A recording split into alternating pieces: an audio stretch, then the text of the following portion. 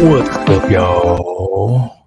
Welcome to the What is Truth podcast. This is not a Weezy's Weekend Wind-Up, just a year in review. Hope everyone is doing great. What up? The lovely Missy, the lovely Miss Squirrel. And want to thank everyone in this year-end musings.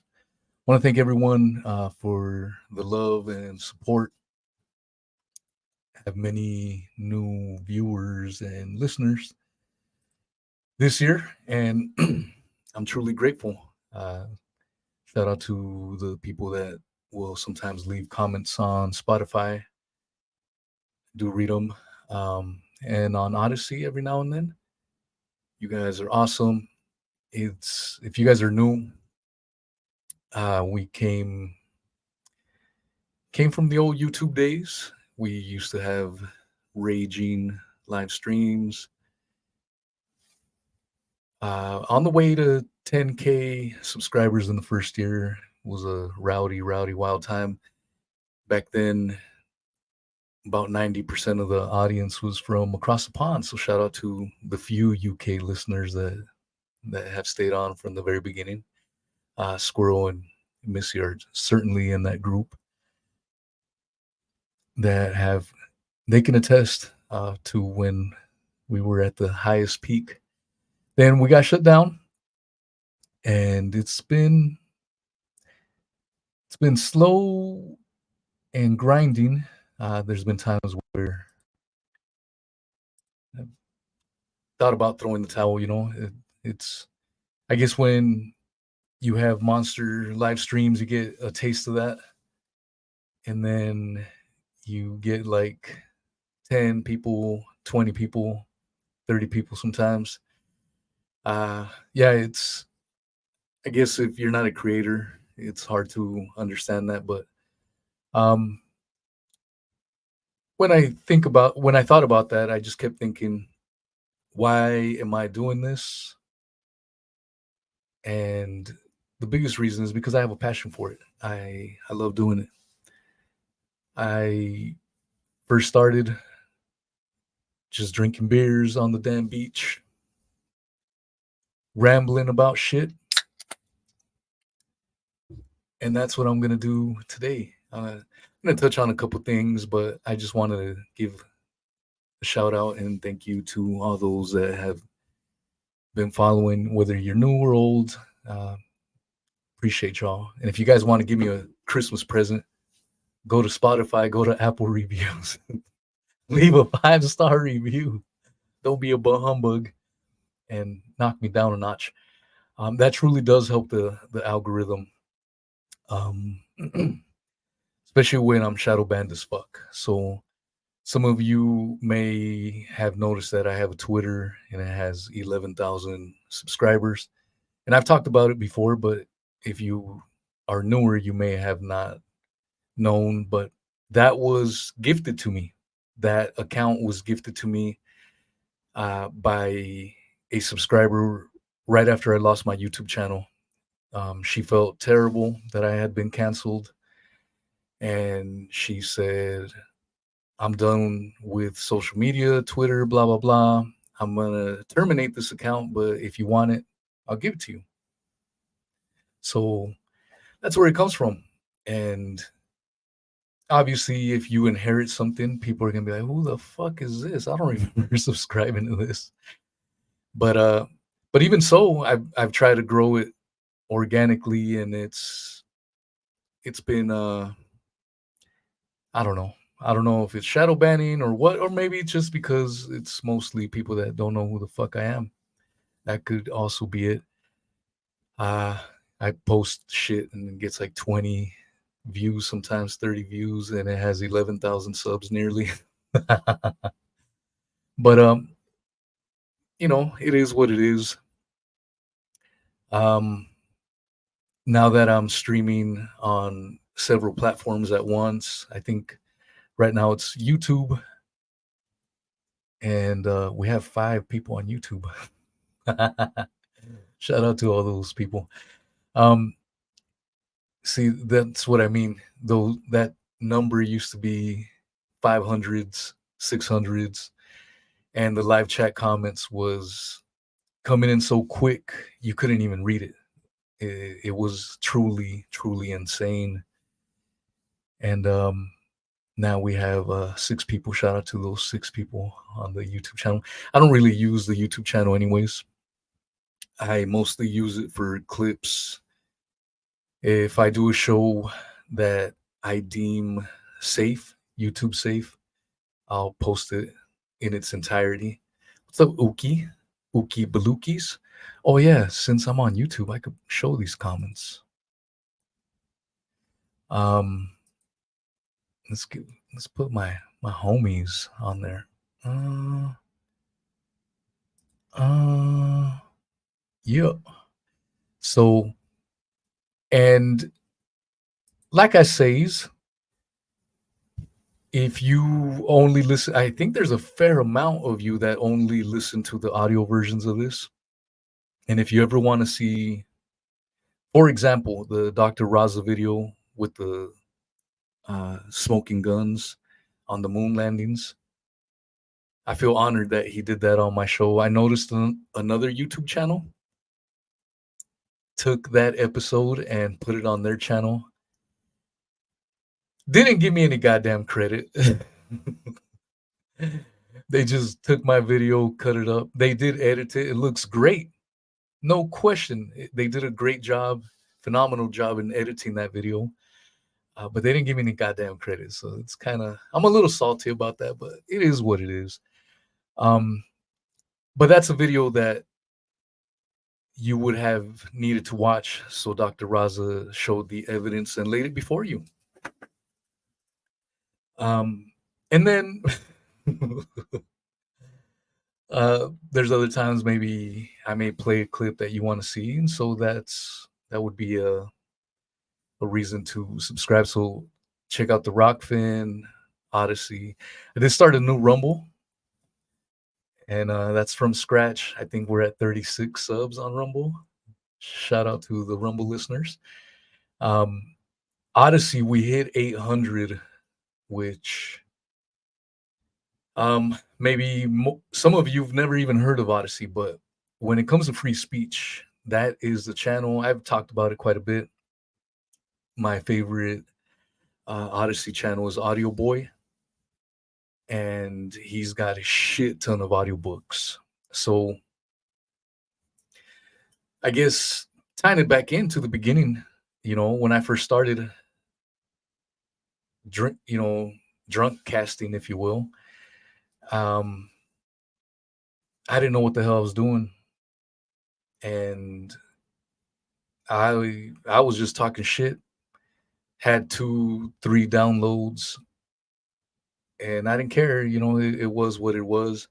Then I had, I guess you can call it a break with the whole Sean Atwood crap, and made one little video just talking about how disappointed I was in that gentleman, scumbag, certified grifter, piece of shit.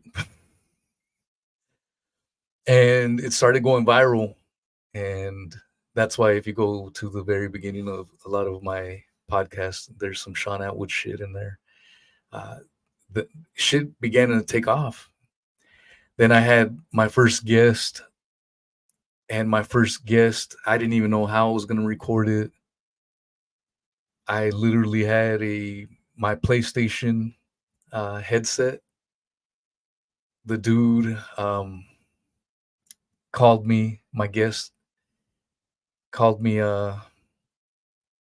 via Messenger, Facebook Messenger. I put him on speaker, and then on that headset I had a little mouthpiece, and I had to put the speakerphone right on it, and that's how I did my first guest show. So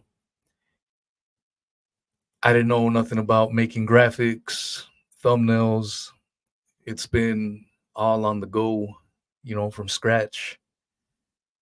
Um, one thing I've always had was just the ability to talk and talk and talk and talk and talk and talk and talk and talk and talk and talk and talk. When I was a kid and teenager, and I used to hang out with the OG Mexicans, and they'd be drinking beers and shit. I'd just be talking and talking and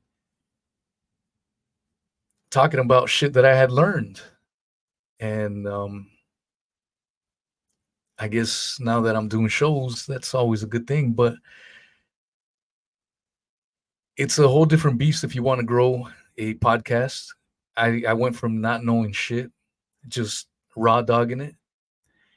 And then I was like, well, shit, I want to become better. I want to get better. And in my early shows, and it still happens when I get a little too crispy, when I get a little drunk. But in my early shows, I used to cut off my guests quite a bit. And I didn't realize it. I guess that was just me my entire life. And I had to take a step back. Some people would leave me comments like, shut the fuck up, dude, let your guest speak. And it would piss me off. But then taking a step back and listening, I was like, you know what? I do need to shut the fuck up and let my guest speak. And there was a little bit of a learning curve, but I slowly learned how to be a listener. And that has been great, not just for the podcast, but just in my life in general. Not learning to not cut people off as much, let them speak and listen to what they have to say. And one of my biggest flaws that I still succumb to every now and then was if something's getting a little heated sometimes, or there's a disagreement, I'm quickly thinking of the next thing to say, and I'm not entirely listening to the person that I'm speaking with. And so that's been another thing that I've learned. I haven't perfected it, far from it, but I've gotten better at it. So that's been the evolution in me. This is why this is a year-end musings. I'm just reflecting on a lot of shit, not just from this year, but in the start of this. I mean, at the pace that we're going with the podcast downloads alone, we should be hitting 100,000 downloads next year.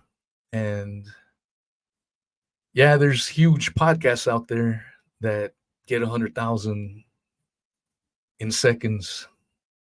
You know, 100,000 is a big ass number, and I'm truly humbled by that. It's it means a lot. When I was on YouTube, I had 500,000 downloads. Um, Different animal, but when you get censored and shut down, and you got to start from scratch, that's what it is. Let's see, Uki. I found you on Spotify about a year ago when you spoke with Derek Bros. Been listening weekly ever since. Got to get back to work though. I'll finish watching later. Thanks, Uki. That's mad love right there, man.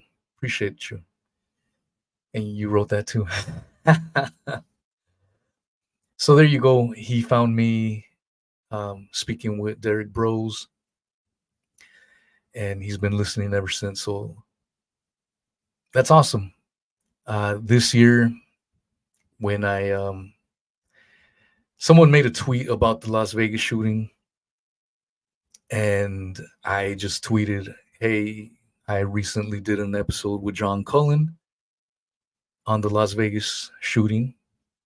Great episode, by the way, if you haven't listened to it.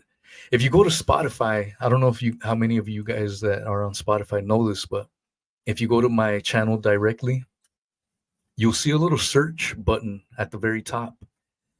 And if you want to catch all the shows I've done on moon landings, just type in moon, and every show that I've done on moon Las Vegas, whatever topic that you may be interested in, and if you wonder if I've covered it or not, just put it in that search. It's pretty badass. But I left that message um on Twitter, and goddamn, that bitch went viral. Ended up getting 12,000 views, almost 100 likes, a bunch of retweets. And for this year, for 2023, it was my most downloaded episode.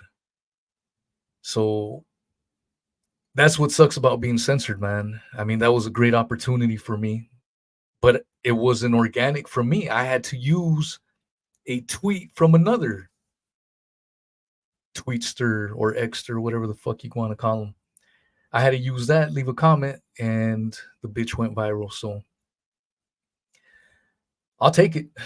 But maybe some of you guys listening for the first time is maybe from the John Cullen podcast. Maybe it's James Corbett. I had James Corbett a few months ago. I'm definitely going to do another show. We kicked it off real good. Emailed him since, and it was such a great honor that the great James Corbett reposted our interview on his Odyssey channel. His Odyssey channel has, I can't remember if it's 120, maybe 150,000 followers on Odyssey. That's fucking massive. And for him to repost our interview on his channel, god damn, man, that was, he's one of my heroes. And it was another humbling moment this year. And maybe some people came over from the James Corbett side of things. Maybe some of y'all have come over from a variety of different shows that I've done. And that's been the awesome thing about doing this shit. The opportunity to speak with fascinating folks, cool ass people, some of which I may agree with 90%, maybe more of the time, some of which I may only agree 50% of the time. It doesn't matter. It's the conversations to be had that I've always enjoyed, man. And I'll go to the beach and chat it up with people. I love talking to people. I love hearing different points of views. I want to understand, even if I may not agree with what that person is saying.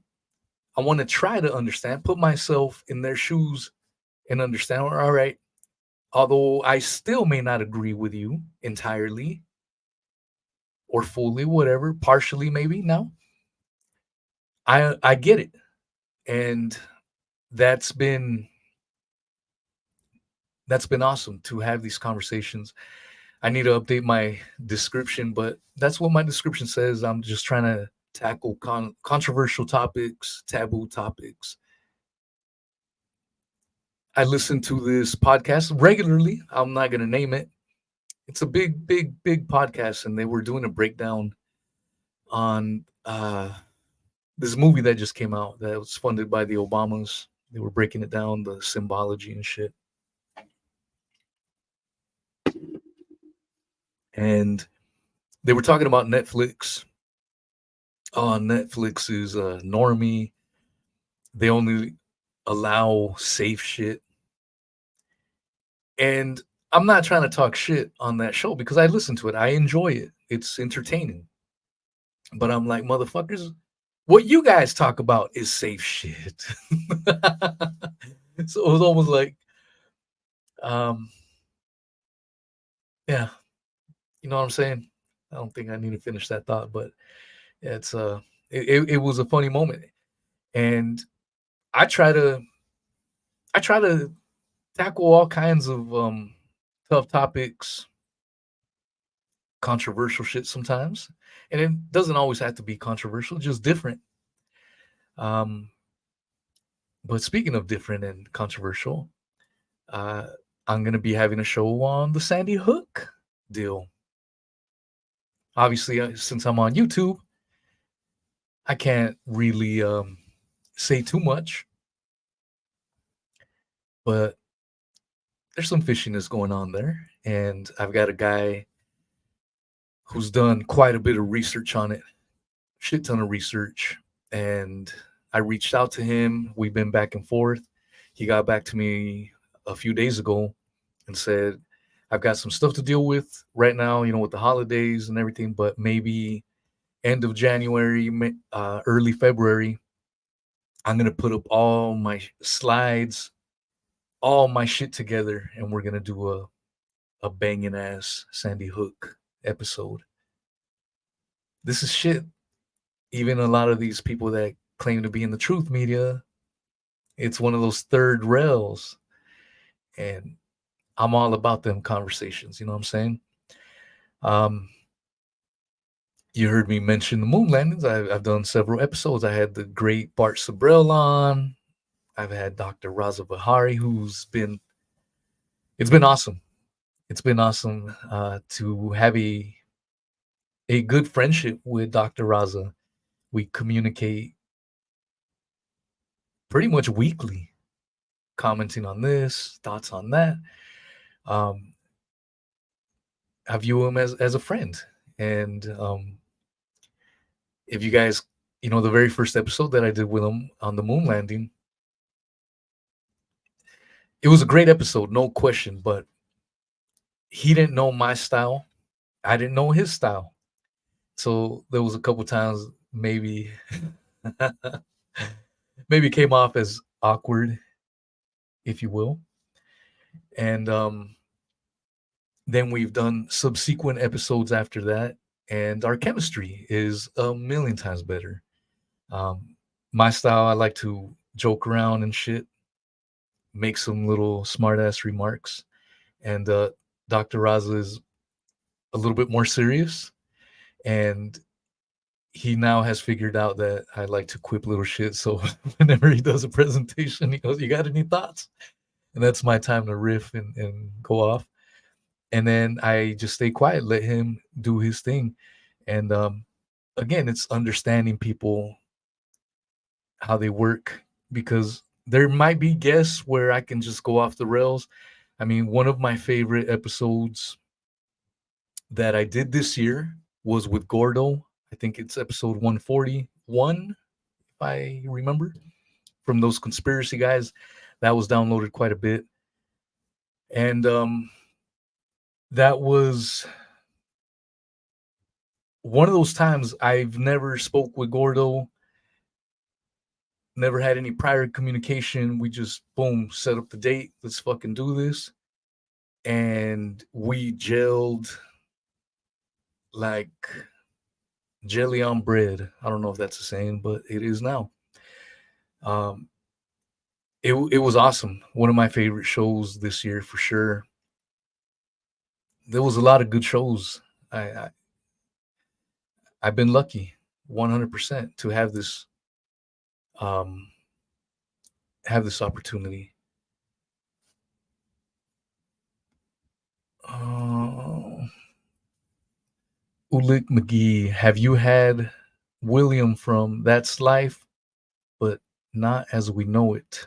Tablasky. I don't know who that is, bro. Um, but anyways, yeah, the moonlight stuff. What's up, Greg Orgy Walker? Uh, oh, you found me through Marcus Cage, Steve and Marcus Cage. That's awesome, man. Steve, Marcus Cage, more folks that I've met via the podcasting route. That's the thing, man.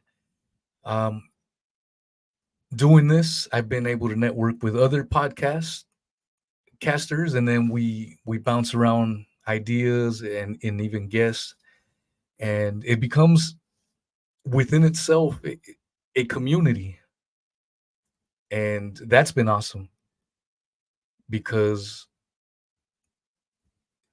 I don't know, I never imagined, like Corey Hughes, that's my homie. I sometimes just call him out of the blue. We talk shit. Called him the other day. And the first time I heard Corey, I didn't know what to make of him. He was talking about the stuff he always talks about. And because I'm on YouTube, I'm censoring myself a little bit.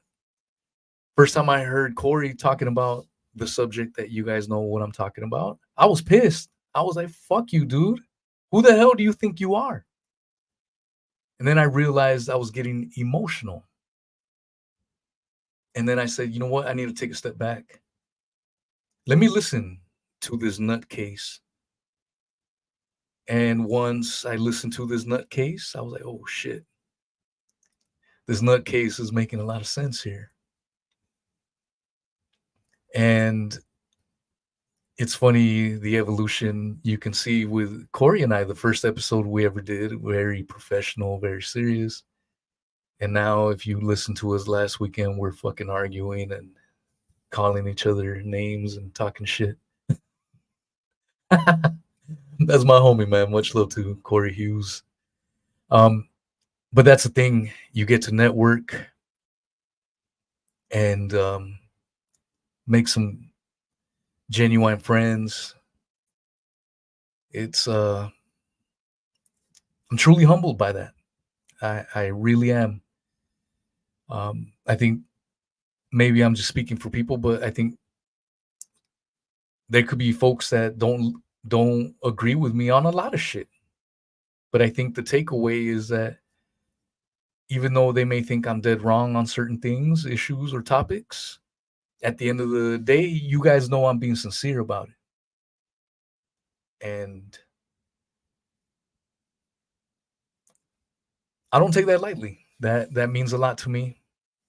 Miss Hev, hell yeah. Miss Hev's my sweetheart friend. Much love to you, young lady. Hope you're good in Australia. Demelza. What up, Demelza? See, these folks are people that have been following me from the old YouTube days, so it's a treat to see y'all over here for sure. Let's see. Dude, I met Steve and Pasta this time last year in Vegas and did shrooms with them, and Pasta didn't realize they were shrooms. That's an awesome story, Mr. Orgy Walker. Yeah, I mean, it's one of those things that, oh shit, I should have the Odyssey in case anyone's leaving comments. I'm going to read comments on the stream today because it is a appreciation day. You're talking, but you saying nothing. uh, Someone said that on Odyssey. It is what it is, man. Can't make everyone happy. I thought I was muted by them saying that, but my microphone is on. Just someone talking shit. It is what it is. The other thing, so last week I had a debate. I did want to go over my debate with what the hell was his name? Whatever his name was. His name was Andrew McCarthy.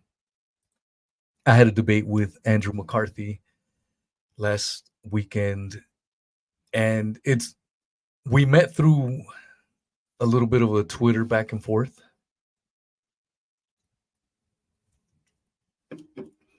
He was saying we did land on the moon.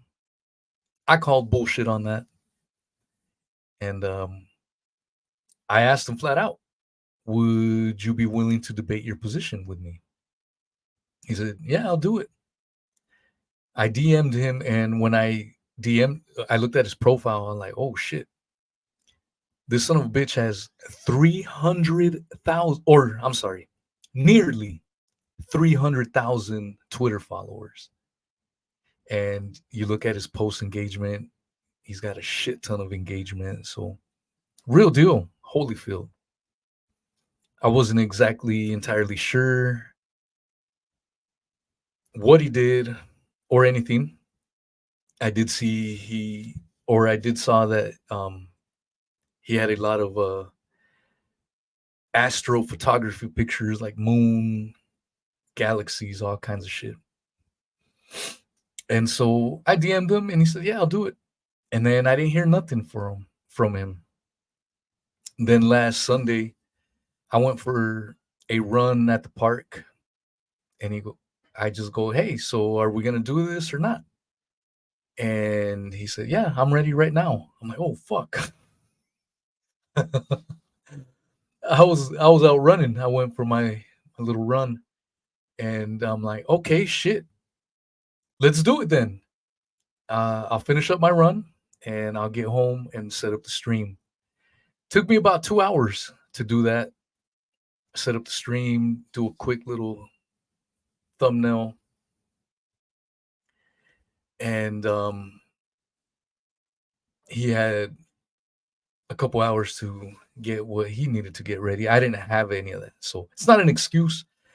Um, I guess if I was to rate myself how I did on that moon debate, and if you guys missed it, check it out.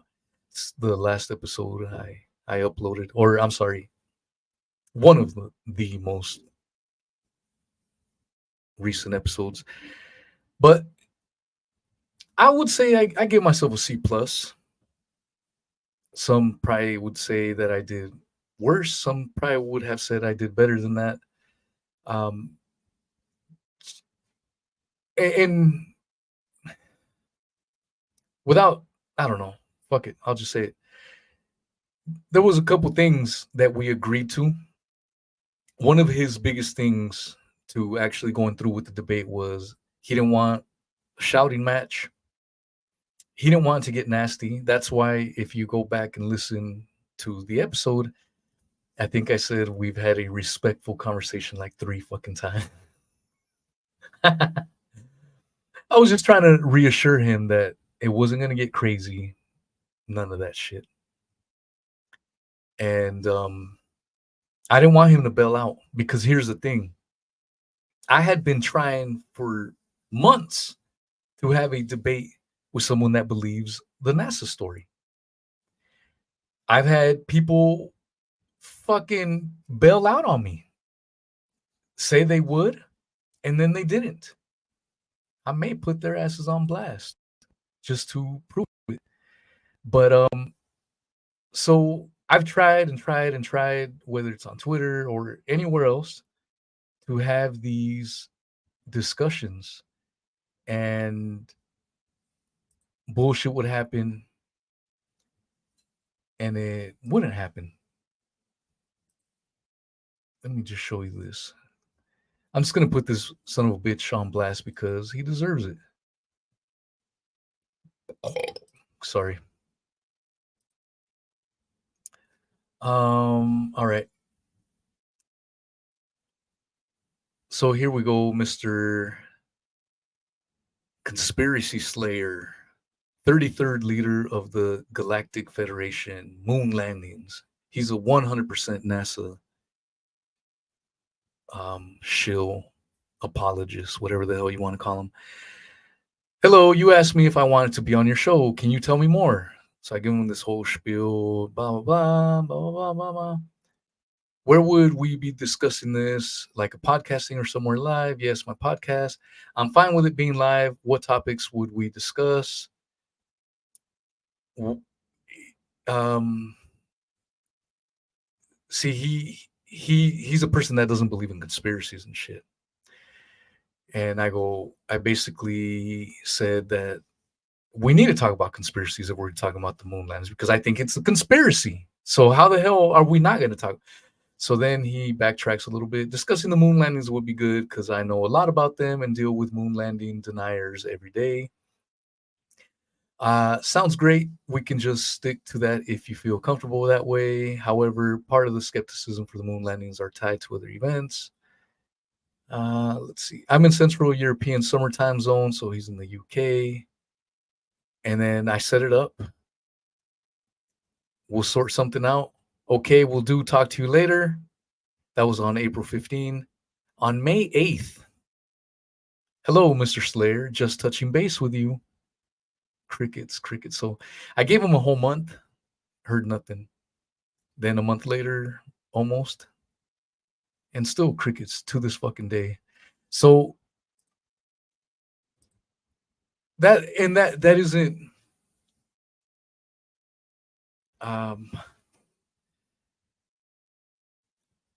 isn't a I'm just bringing back to the whole Andrew McCarthy show. I had many. That wasn't the only case where someone backed out.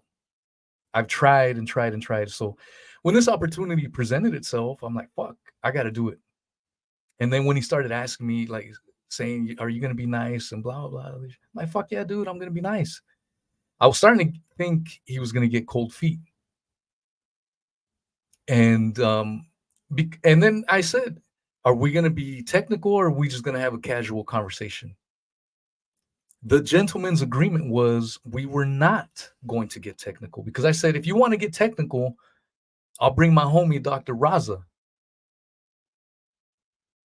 to debate. And, he's like, no. I don't want to debate Dr. Raza. It just be me and you, casual, no technical stuff. That was the gentleman's agreement. So no ad hominems, no arguing, no technical stuff. There were certain things.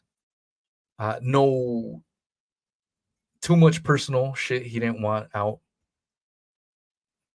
I can agree with that 100%. So we get to the moon debate and he brought up some technical shit. I'm like, wow, man, that's kind of slimy, man. I'm only calling it out because it was slimy. We agreed, no technical shit. And you brought up some technical shit. And then when I asked him, I go, would you, I don't know if I asked him or if it was more of a comment. I can't remember. But it was something along the lines, Dr. Raza debunks. I mentioned the show that we did. And if he would be willing to look at it. He said no. He didn't have time. I messaged him afterwards and I go, dude, that didn't sit well with me. I didn't like that answer. And his response was, I don't want to show word for word what he said because I'll give him a little credit because he didn't bail out like the others. But the gist of it was he knows for a fact we landed on the moon because his grandpappy worked on the moon missions. Wrote me this big old spiel about it and shit. And I didn't say nothing. I didn't respond. Like, what do I respond to stupid ass answer like that? He followed it up by, and then when I didn't say nothing, he quickly followed it up by saying, well, why don't you debunk Dr. Raza? That's good science. That's even better science. Like he was scared to death about Dr. Raza's smoking guns. And I wonder if he did watch it because I went back and I gave him a timestamp because I said, you're saying you don't have time to listen to the entire episode. No fucking problem. If you go to timestamp 1 hour, 8 minutes, that's when Dr. Raza starts going over the photos.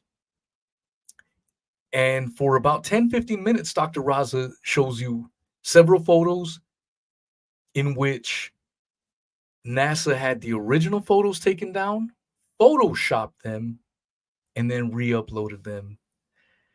Uh, and in many of these photos, what they did was they touched them up so that you couldn't tell that there was a single light source.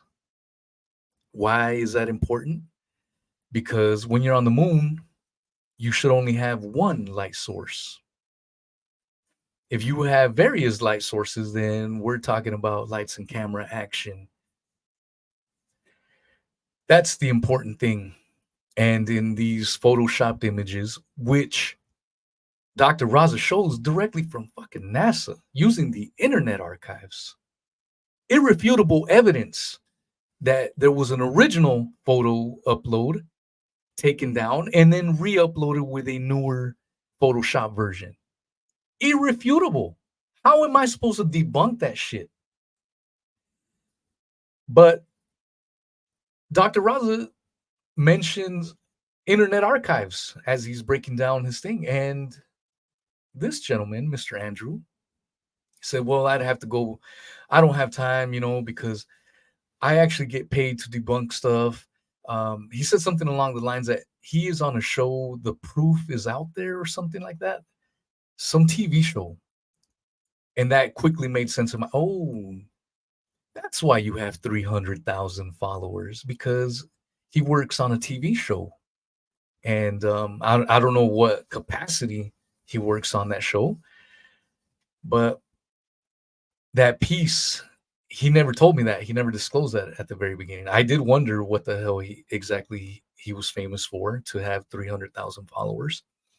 But it's because he worked on that TV show.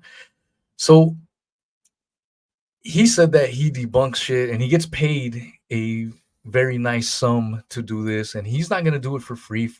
Basically saying he wasn't going to do what he does for a living for free for me. And I'm like, bro, you don't even have to do that. I'll give you the timestamp. I gave him the timestamp of 108 hour and 8 minutes into the Dr. Raza show. And when he replied back, he said, basically he didn't have time and he'd have to go through the Internet Archives. I'm like, oh shit. Now, I don't know if he slipped up and maybe he did see Dr. Raza's clip, because why else would he mention Internet Archives if he wasn't even going to look at it or touch it? But Dr. Raza clearly talks about Internet Archives in that segment. So it got me thinking, I'm like, what? That would be another Weasley move. So I feel he meant well. Appeared to be a okay guy, I guess. But it did kind of bother me a little bit, somewhat, that he was being rather coy at times. I mean, he asked me some questions and they were technical, and I didn't bullshit my way out of it. I just said, I don't know. No, I don't know how this rocket science bullshit works. He wanted me to look at the physics for the lander, this fucking shit covered in tinfoil and Velcro.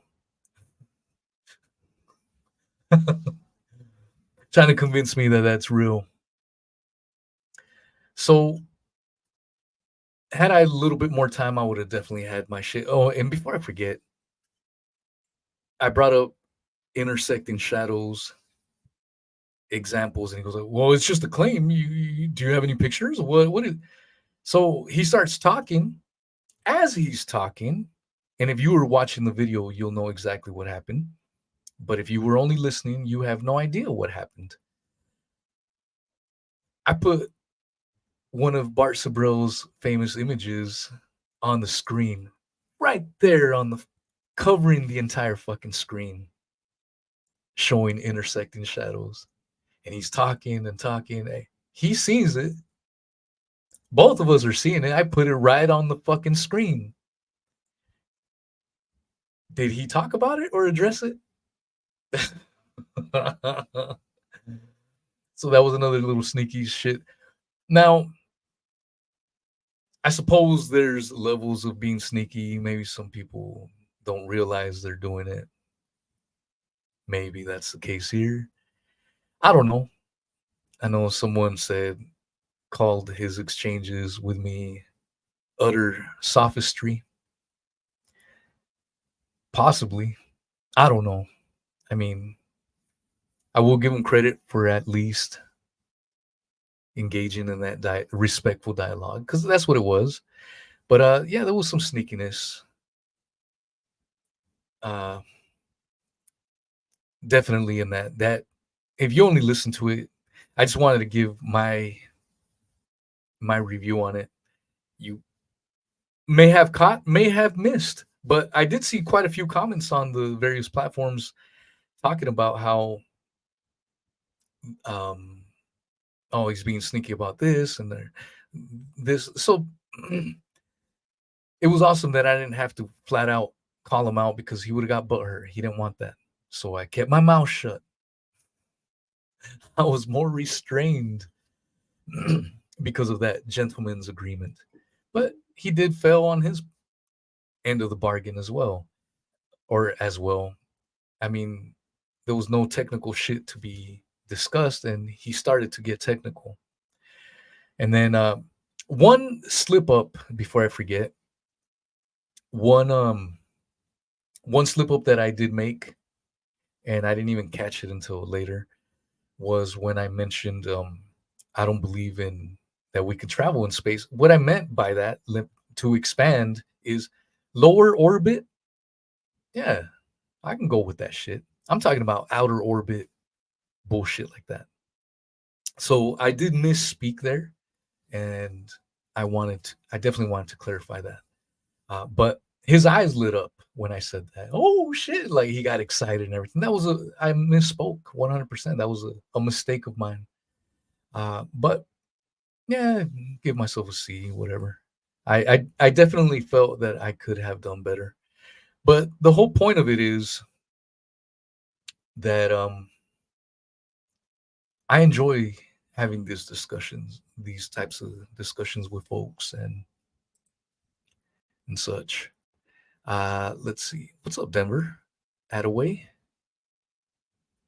Denver says 4 levels of consciousness. 1, conscious competent. 2, unconscious incompetent. 3, conscious incompetent. 4, unconscious competent. Holy shit, man. That's hurting my brain, bro. Denver, do you want to call in? You know what? I should put in the StreamYard link if anyone wants to call in. Hit it up, and we can have some little chats and conversations there. Yeah, so going back to musings, I was just musing about that show last week. Lately, I've been doing, probably for the last few weeks, I've been doing UFC commentary.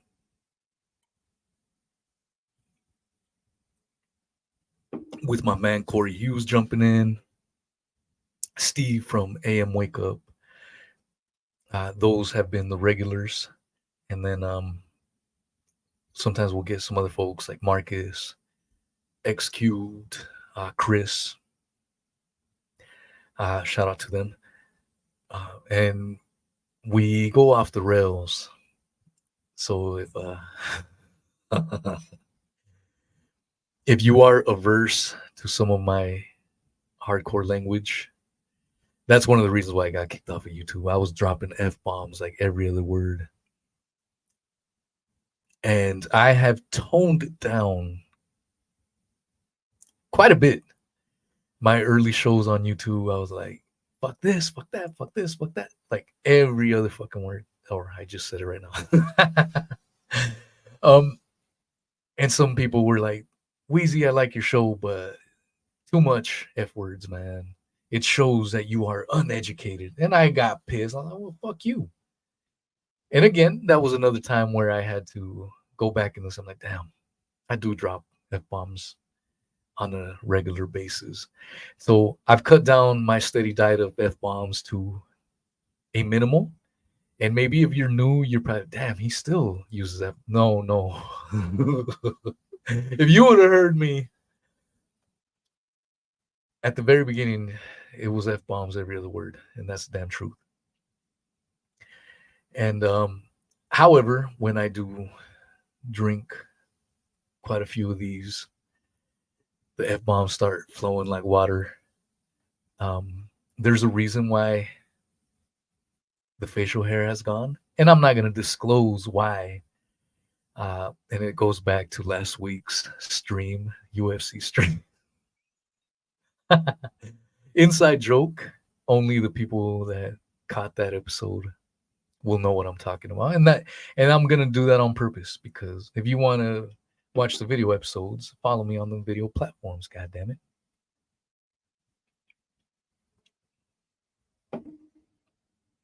But that's the thing. Oh shit. Hell yeah. What's up, my man? What's up, hey, man? Oh, let me put it on mute. There. Oh, I can hear you. Hold on, I gotta find a way to mute the the stream in the show background real quick. Oh, you're good. All right. Shout out to Mr. Denver Attaway. It's good, man. It's always good to put a face to the callers. I should put it on YouTube as well, if anyone.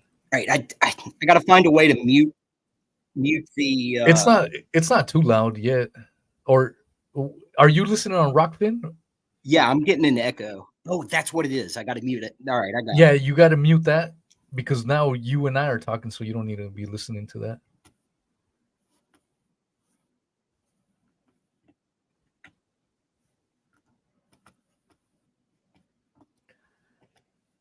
Yeah. If anyone else wants to jump in on this year-end stream, by all means. Yeah, man, my bad. I don't stream. I don't. No, you're good. I don't call in often, so I miss the essentials like that. Yeah, what's on your mind, man? Well, like I was saying, in terms of the 4 categories of consciousness, right?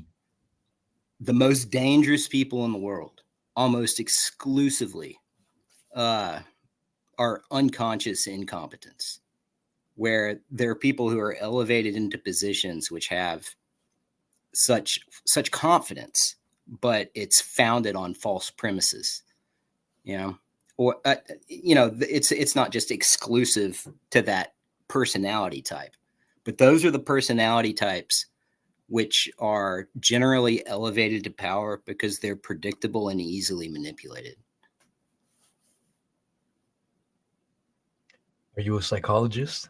No, I'm not. I'm a people watcher.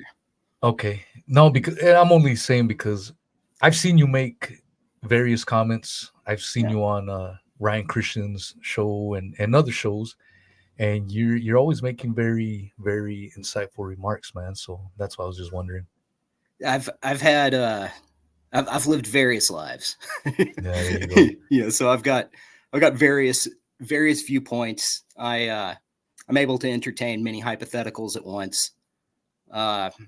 And first and foremost, I understand that there is no absolute truth that anyone can conclusively draw. So you always have to be open to. Let me ask you this, my man, before you go any further. Okay. This is a question that you may have heard me ask. Depends on how much you watch the show, but I like to ask guests, like, what is truth? What is truth to you, Mr. Attaway? I feel like there's a subjective truth that everyone holds, and when the world is, it's a paradox in ways, because in the current world we live in, where everybody is pigeonholed into very segmented groups, whether if it's marketing related, messaging, propaganda related, everybody has subjective truths which are playing upon their preconceived biases and things like that. But there's also, I think, you're going to be closer to the truth without all of the various influences hanging upon you. And that's why people who don't have things like Goldman Sachs board connections and all that kind of shit are a lot more capable of calling balls and strikes and have a subjective truth which much more matches what is actually transpiring, as opposed to somebody who has, like, you know, a $200,000 principal investment in MITRE or Raytheon, you know, as it relates to various conflict zones around the world. So, you know, it's not a simple answer, because truth is subjectively defined differently person to person. And, you know, that just speaks to the importance of being able to think empathetically and put yourself in other people's shoes, which, to take it all the way back around to the beginning point, that's the importance of being able to entertain many hypotheticals at one time, so you can understand what other people's viewpoint is, and you know, rightly or wrongly. You know, it's like you can entertain hypotheticals which you know are false, simply to understand viewpoints of people who are unconsciously incompetent, invested into things built upon false premises. Like, you know, no, 9/11 wasn't a inside job. No, there weren't 2 planes and 3 buildings that collapsed. Oh no, building 7 collapsed due to a fire next door. You know, it's like all that bullshit. And people get identity wrapped up into so many things which are positively false premised, you know, that their own subjective truth becomes warped and very much guided by aspects external to themselves, at least in certain dimensions and parts of their being, you know. Yeah, it's one of the great answer, by the way. That's why it's one of the reasons why I chose the name for the show. And one of the reasons why I enjoy asking all kinds of guests that question is because it's always a different response, a different answer. And it just goes to show, like, there is no one way to get at truth. I mean, there's different interpretations, different ways of getting there. And I mean, I don't know if you listened to the Dr. Judy episode. When I had her, she's a climatologist. Her answer to that question to this day is probably one of my favorites. I probably say my favorite, man. It just blew me away. I mean, I'll have to watch it. I haven't seen it, but if you want to share it with me, I'd be happy to. Yeah, man. It was not too long ago, but she was once she's very well known, and she's a scientist. And when she was speaking for climate change, she was on the front pages of magazines and all this stuff. And then as she did further research, she's like, wait a minute, a lot of this she's not a climate change denier, not at all. But what she says is a lot of this shit is greatly exaggerated. Oh, yeah. And here's the science to prove it. And as soon as she said that, boom, blacklisted. Absolutely. You are no longer allowed to. She's a whistleblower. She's a climate change whistleblower. But her answer to that question, it was a great conversation with her. She was how do I say this? She's still a bit of a quote unquote normie, but I think the whole COVID era has made her. I think COVID for a lot of people has opened up a lot of people's eyes. I mean, I did a poll on my Spotify not too long ago. I go, what woke you up? And, you know, there was a lot of the standard answers, you know, 9/11 and all this other stuff. But the biggest one was COVID. Yeah. It's like COVID exposed who the people were that would have been happily going along with the Hitler Youth and the, and everything else. If you subscribe to the typical views of what happened in World War II, which all that is, whatever. It's like, look at all the spin we have endured just in our lifetimes, in our adult lives, like since 9/11, right? I mean, I don't know what's happened, but I do know within my lifetime, I have observed the dominant narrative be the inverse of what I perceived to actually happen. It's like, take 9/11, take Syria, and the Assad barrel bombs and chemical attacks, take Libya and Gaddafi, take Afghanistan. And it's like, oh, we gotta go in there to, attack the people and, find bin Laden, who was never there, ended up being in Pakistan. It's so much propaganda, man. So much propaganda. So it's like we have been, they have played upon preconceived biases, which they have built up. It's funny. This is the example that always is very prescient to me when I'm watching Hollywood movies. It's like all of the villains, in like John Wick movies and everything else, like these Eastern European white dudes, like Russians, right? These days. And then back before 9/11, it was like a bunch of, and shortly after, several years after, it was like Muslim extremists and terrorists, like True Lies, motherfuckers that look like me. Yeah, but I mean, it's like the Disney movie Aladdin, it's like these things, it's like they seed, like they are very, very effective at seeding these preconceived constructs, which are not our own. And this is a word that I think is greatly characterizing of the world in which we live in today. It is a vicarious reality, which means a substitute reality, which is actually conceived and presented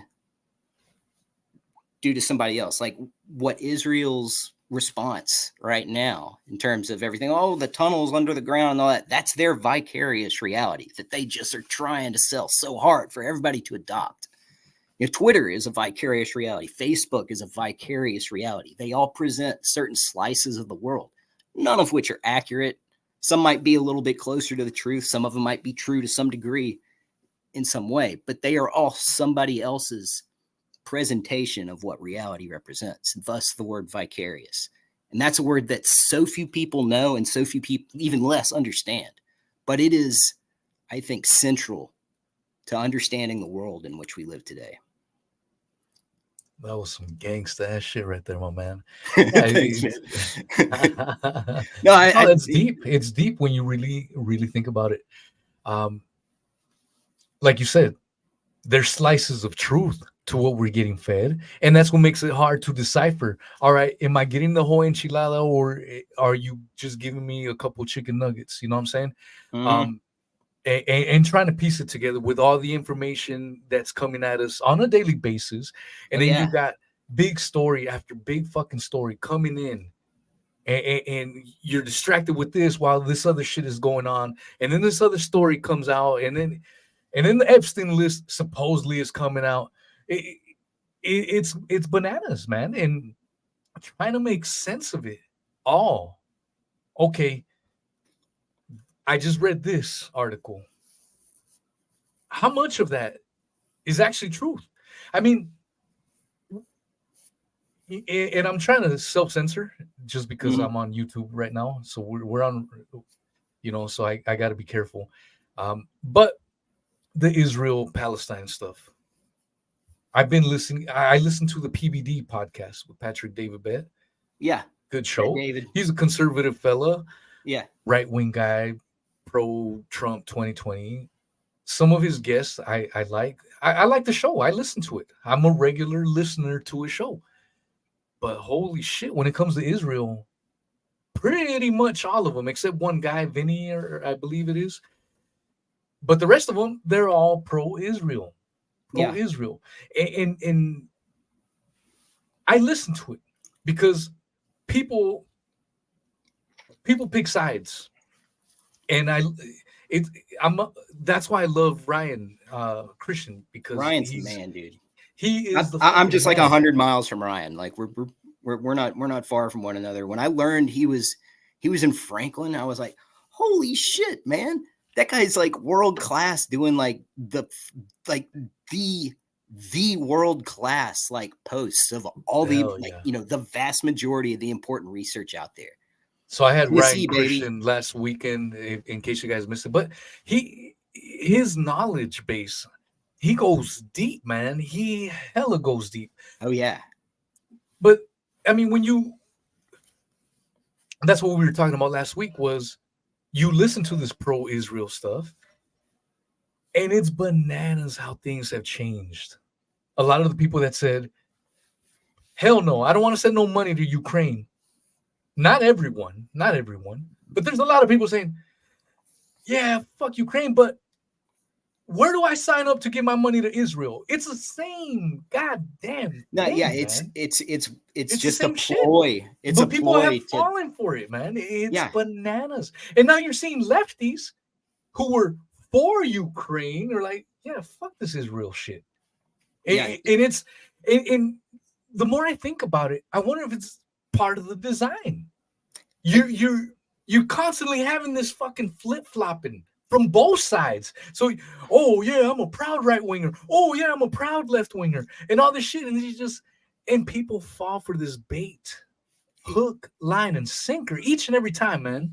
Well, and you can see that same kind of dominant party, sub-party narrative playing out in a lot of different countries around the world.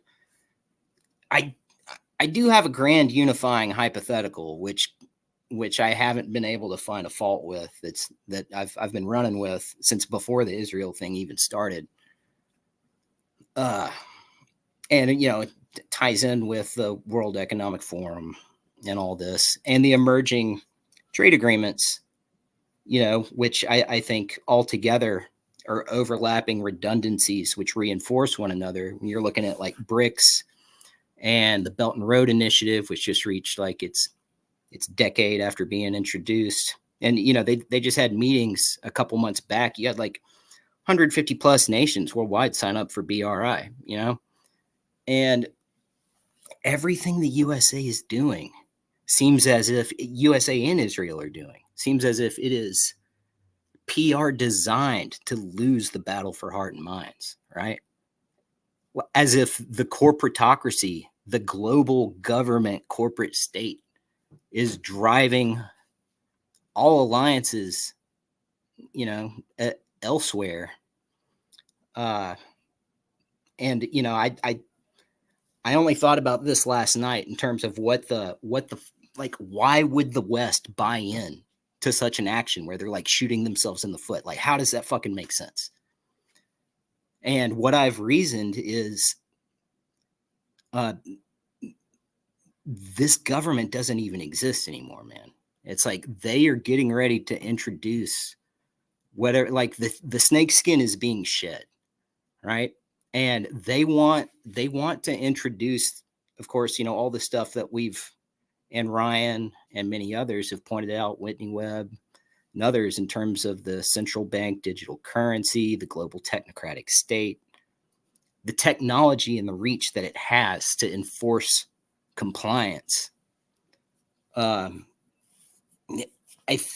not quite sure, but I'm not sure how it works, but whatever is going on with Israel right now, they are like a deliberate trigger in this transition, is what it seems like. I mean, why the fuck else am I hearing the truth on CNN? Why the fuck else am I hearing the truth on these corporate networks where we haven't heard a fucking true word out of their fucking mouth in years, man? Think about it. That doesn't comply. The Washington Post a few days ago called out bullshit on the Al-Shifa hospital bombing. So it's like, fuck? Yeah. So what is happening? We are driving everything eastward, And somehow whatever supplants this failed governance, and I'm not sure what is going to take us there, how we're going to get there, but it's going to be the same motherfuckers behind it. It's going to be like the same central banks and the same Bank of International Settlements and the same power players, your same technocratic power players behind it. It's just going to be a rebrand of the current, the current fascism, which is growing around the world. It's going to be rebranded with a nice smiley face and central bank digital currency and all that, to where they can just force compliance as they wish. And here's my summation of what's happening in Israel. Israel is going to be a massive energy corridor, right? Like they've identified the gas reserves in Gaza. You have like gas fields, all around that region in the territory, which is defined as the Greater Israel Project. You've got the Tamar gas fields off the coast of Lebanon. You've got like just several of them. There's already pipeline designs which are tied in with the Trans-Pacific Partnership, or not the Trans-Pacific, the Belt and Road Initiative and all that. In India, an Indian logistics firm bought the old Haifa port as China is modernizing the new Haifa port in Israel. It's like all these guys they're in business together, man. It's like they're in business together. I think what we are being shown is aside from a massive like blood sacrifice and some weird occult shit, because we know these people are just fucked. We're seeing some kind of like human sacrifice consecration of like the new global order. That's my read, when take it or leave it. No, man. I mean, it makes what you just said makes a lot of sense. It fits. It's truly fascinating. As someone, I like to observe shit too. Maybe you're more of a intellectual Nostradamus. I'm more of the ghetto Nostradamus.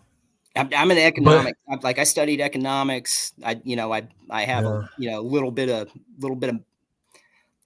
experience in a lot of things. Yeah, I mean, one of the fascinating things for me is when we look at history, just from a few decades ago before we were born. Let's look at the 1950s area. What was the biggest fear porn being pushed in that time? The Red Scare. The Red Scare, communism. Yeah. And now we fast forward to 2023. Especially from the truther community. What is the biggest fear? Red Scare. It's basically a fucking Red Scare. It's like and I'm watching this because I see people like, yeah, these goddamn Marxists, these goddamn I'm not saying I'm advocating for Marxism or communism. I'm just saying it's interesting to see in the 1950s, what was the excuse why the CIA was in Latin America for all this fucking time, destabilizing regimes over and over again. We don't want them to become communists, because if they become communists, they're going to hurt America. It's national security. We heard that over and over, and I hear all this shit. We got all this Marxism, all this. I'm like, wait a minute. What the fuck is going on? And it's a mind fuck. I'm not saying I'm for communism. I just don't understand it, bro. What's your thoughts on that? Nothing unifies like a projected enemy or somebody to point at as like a threat. And I've got several thoughts on the matter, but first and foremost, I want to hear them because it fucks with my mind, because it doesn't make any goddamn sense. Did you understand what I was trying to get at? Like, it's just fucking weird, man. And I haven't taken any sides. I'm straight up telling you, I don't have a side. I don't have a horse in this race. I'm just saying it's fucking strange. Yeah, I really think there's such complicity among the senior leadership of nations that there's you can even identify the connections. It's like Netanyahu and Putin have history together, like going back a long time. look at Jerome Maxwell and Samuel Pissarr, who's the father of Tony Blinken. It was like raised by traitors. Like, who the fuck is he working for now? Because not a goddamn thing he's done is in American interests. I mean, these guys were like double, if not triple agents. They were British, Israeli, and KGB. So it's like and had interrelations with the CIA. So I saw a discussion between Johnny Vedmore and I forget her name, but she's also in the Nashville, Franklin area and does the show with Ryan. Monica Perez? No, not Monica. It's she's older and she's like, like gymnastics or no, trapeze artist. She does like trapeze stuff. Glutes extraordinaire? No, it's God, what's her name? She's great, man. She's great. Yeah. But I saw a discussion between them and they suggested the possibility that like things like the CIA and these guys which have like unchallengeable executive authority, they don't even work for the United States. They're the enforcers for the Bank of International Settlements. Which kind of makes sense when you think about it. Because it's like the Bank of International Settlements, right? You had Sullivan and Cromwell, which was the legal firm that Alan Dulles worked for, which was part of starting the Bank of International Settlements. Before you go any further, have you read what was the name of that book? Nation Under Blackmail? The chessboard. Oh, the Zygmunt Brzezinski book, The Grand Chessboard. Yeah, with about the about the Dulles brothers in general, but mostly Alan Dulles. I haven't read it.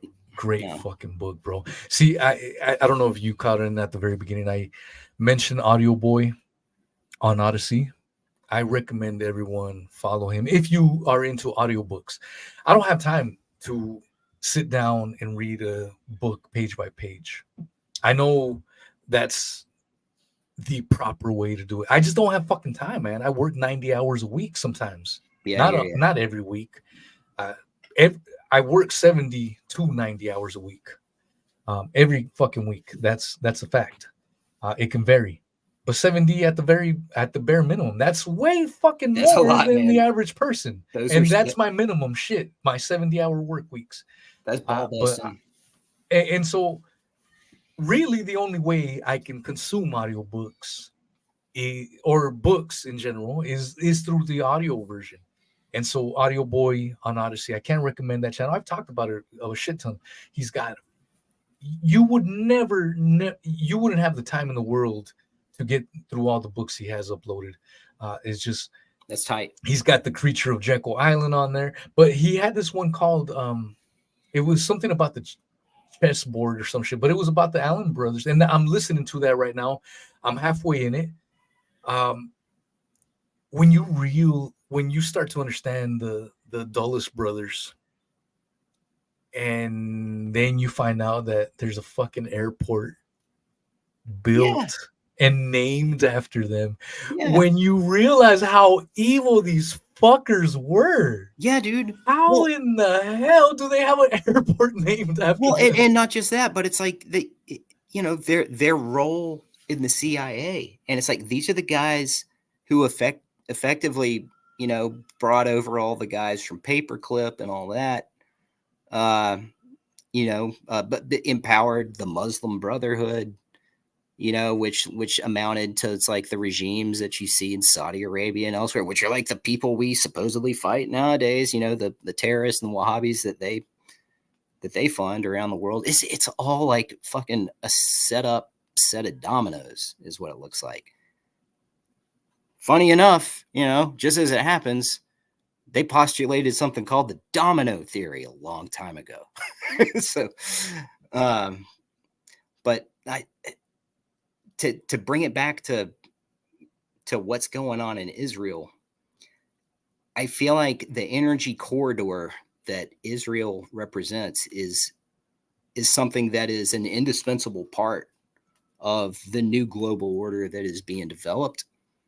And, you know, and they've long been called the third rail in politics because they can press buttons on, you know, movers and shakers all around the world. And let's see, the way that it is all unfolding right now, it's like I really am finding it difficult to see.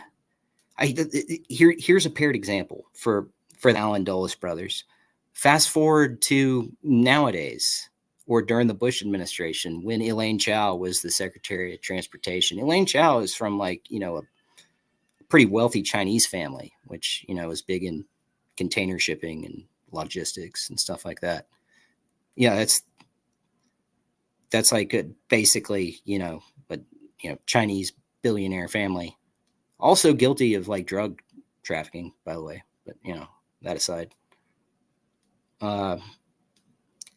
these and George Bush's cousin, I forget his name, but he was the ambassador to trade for China. And Elaine Chao, what's she do today? Oh, she's the wife of Mitch McConnell. You know, so it's like there's such an interplay of important people between these nations. I think it is something that suggests much more complicity and coordination between nations, as opposed to we're all getting ready to kill each other in World War III. I think this is a strategy of tension that they have arranged to wrangle in what freedoms we have that remain, and that's their game. That's what they're playing, at least in the regard of you know, what we're presented with. That's not to say what's happening around the world, they're faking deaths and faking war zones. No, it's like they're sacrificing pieces on the chessboard.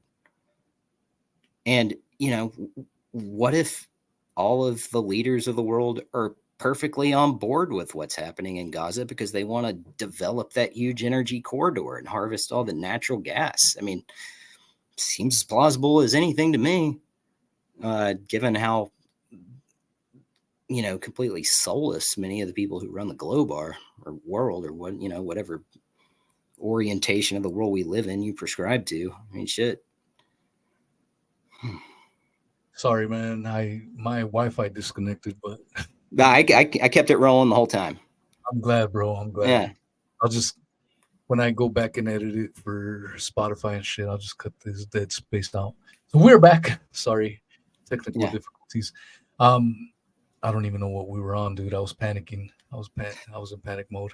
I just I was saying how there's an interplay that you can see between particularly the United States and China.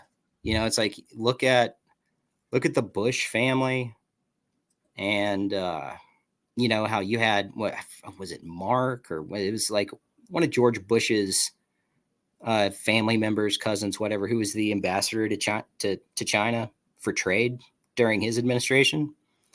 And Elaine Chao, who's been, you know, like a rising executive member in the, you know, ultimately transportation secretary under the Bush administration. She's from a very wealthy Chinese family, you know, which is like a container shipment family, you know, like, and what she do today? Oh, she's married to Mitch McConnell, you know, the, you know, head Republican in the Senate. So is some of that kind of suggests there might be coordination through these proxies, you know, of the will of these countries, because it's like these motherfuckers, dude. It's like they're not acting logically unless you consider they're serving people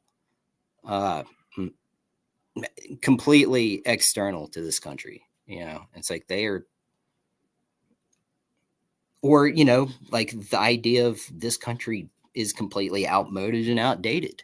I mean, which is kind of where I'm at this point. I think we're already in the early stages of global governance like lockstep suggested, where all nations just suddenly fucking like lock in and are working in coordination with one another, censoring all.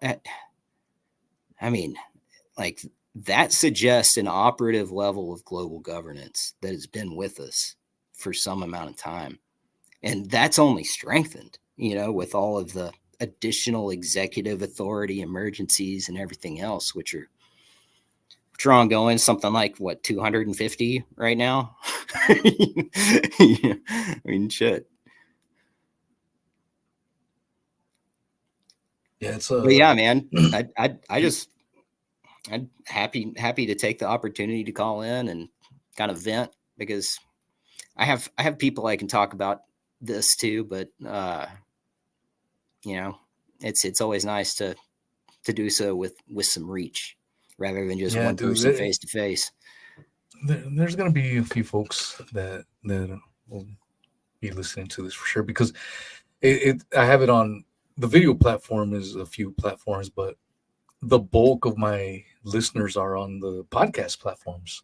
Yeah. Oddly enough, which is awesome. I'm truly grateful. It's one thing that I wish, in hindsight, when I had my large YouTube channel, I wish I would have pushed more. I neglected it. Like an ugly stepchild. I didn't pay much attention to the podcast when I went viral, for lack of a better term. And then when I got canceled off of YouTube, it's like, fuck. And if I would have tended to it and took care of it, I'd probably be in a different position now. But you live and learn. Yeah. And I started this show by thanking people that have stuck with me from the very beginning, and to newer folks. I've seen you around. Any word is in the chat. He's drinking beers downtown, apparently. But Any word has called in as well. He's cool as fuck. And for me, like I said this at the very beginning, man. I make good money. I do work my ass off, but I make good money. I'm not doing this for the fucking money. I do it because I have a passion for it, man. I love doing this. I love having these conversations. And when I first started, before I quote unquote went viral, I had 1 or 2 listeners. Oh yeah. And I was just drunk podcasting on the beach. Never knew, and I'd leave comments. I was one of these people that would leave comments on YouTube channels, on other shit. Yeah. And people were like, holy shit, you know quite a bit. I was like, well, fuck. I tend to know. I'm not an expert on shit, but I feel like I know a little bit more than the average Joe. So why not just fucking start rambling my thoughts on the show? And that's what I did. And so, and this goes back to you. I mean, I've seen you around leaving comments, and you leave insightful shit. And so I was like, man, fucking call in, man. I mean, if anytime you have some insights, I think folks that listen to you, I mean, Any word said that in on the Rockfin. He's like, dude, I saw Denver was on. I'm gonna tune in because he's always leaving insightful shit. And he said this after I had already talked about you having insightful comments. So I mean, well, I'm humbled. That's 2 of us. I mean, you that's why I wanted to hear from you, man. And I left the StreamYard link is pinned on the YouTube channel. It's also on. I'll have to put it on Rockfin again, but anyone is welcome to call in. I mean, this is just me reflecting on a lot of shit, but I want to hear people's views. I really, really enjoyed your reviews, Denver. I mean, it was awesome, man. You're answering on the question of what is true. That was exquisite, man. I really appreciated that, and very, very profound and very unique, very different from the other answers I've get. But that's exactly why I like asking it over and over again, because no 2 answers are alike. Yeah. It's a very it seems, and this is what I say all the time, it seems like a very on its face a very easy question to answer. But when you really, really think about it, there's so much nuance to it. Yeah. What is reality? Are we talking objective reality, or are we talking, you know what I'm saying? Groupthink reality, philosophical, institutional, structural underpinnings reality, Yeah. Plato allegory of the cave reality and watching shadows of the shit they are hiding from Did you us. catch that with Marcus Cage and I, where we talked about that? I didn't. I fucking love Marcus's show, man. I've followed Marcus and Cy on their Saturday night program for over a year. I found them about a year and a half ago. Yeah, I had Marcus on. So he came on one of the UFC nights, and we hit it off, man. That's what I said at the very beginning when I started the stream, man. One of the awesome things is being able to network with other people with shows and shit and become good friends. I mean, I have Marcus's fucking cell phone and we text each other, talk shit. I do that with Corey. I do that with all of them, man. It's fucking awesome, man. Because no one thinks they're grander than thou, you know. Like it's just regular fucking dudes, and that's what I try to portray, anyways. When I do my shit, I'm just a working class motherfucker, man. I'm not a college educated. You know, I spent 4 years in Harvard. I'm just a fucking garbage man, bro. Yeah. But I muse about shit all day long, and I wonder about shit, and that's what I try to convey to people. Like, bitch, I'm not a professional podcaster, so yeah, I may fuck up here and there. I'm not professional by any fucking means. I don't view myself that way. I'm just a fucking average person, man, that just happened to get lucky and get a little bit of an audience, man, and I'm humbled by that. You know what I'm saying? Well, it's I think what distinguishes the good from the people who have just kind of, you know, given up or been spiritually defeated is a continual search for understanding, and understanding that when you're being told something by like, oh, this shot is, you know, this is going to cure everything and entertain your in-laws when you go out to dinner with your wife and everything, you know, it's like, that is coming from somewhere where a lot of folks, like the Stanley Milgram experiments demonstrated, they're going to believe anybody from a position of authority. It's like, what, 75% are more inclined to just believe what somebody from a position of authority in a white lab coat tells them, because that's how they've been programmed. That's how they've been, you know, their whole mental platform is based on that authoritative and position of expertise. And you can tie that directly to the economic fundamentals of how the world is organized right now. How the OECD, the Organization for Economic Development, how they characterize nations in terms of how advanced they are is based on their level of labor specialization, which another way to interpret that is how completely specialized on one exclusive path people are, to the negligence and, you know, not really any degree of operable understanding outside of that one narrow field of expertise. Isn't that fascinating though? Like, especially if you, I mean, the same can be applied to if you were raised religious and you're taught to respect. I was raised Catholic. You're taught to respect the man with the collar. Oh yeah. And I mean, I'm first generation Mexican American, so my parents were straight up from Mexico. And that's what we were taught. We was told that priest right there, you never talk back. You never talk bad about that man. It was sacrilegious, bro. Like, hey, you know, like I remember being a young kid, like that priest seems kind of gay. You know, I'm just a little kid. Yeah. This motherfucker seems a little flamboyant and shit. You don't fucking talk. He's not gay. I'm like, oh shit. Okay. And it's the same with treat the lab coat with respect. Man with a stethoscope, man with the lab coat, you fucking respect them. And you, the pastor of your church, you respect that person. Yeah. Now, am I saying that every fucking scientist wearing a lab coat is evil? No, hell no. I'm sure there's good folks. Am I saying every priest is a bad person? I met a hell of a ton of good priests, good fucking dudes, man. Good, straight up legitimate good fucking people, man. Yeah. I'm sure there's pastors out there that are 100% into their craft and take what they do 100%. But to blindly follow and not ask any questions, that's where I have the issue. And You should always be aware that you could be getting bamboozled, you could be getting fondled. Yeah. Well, and that you know what I'm is, saying?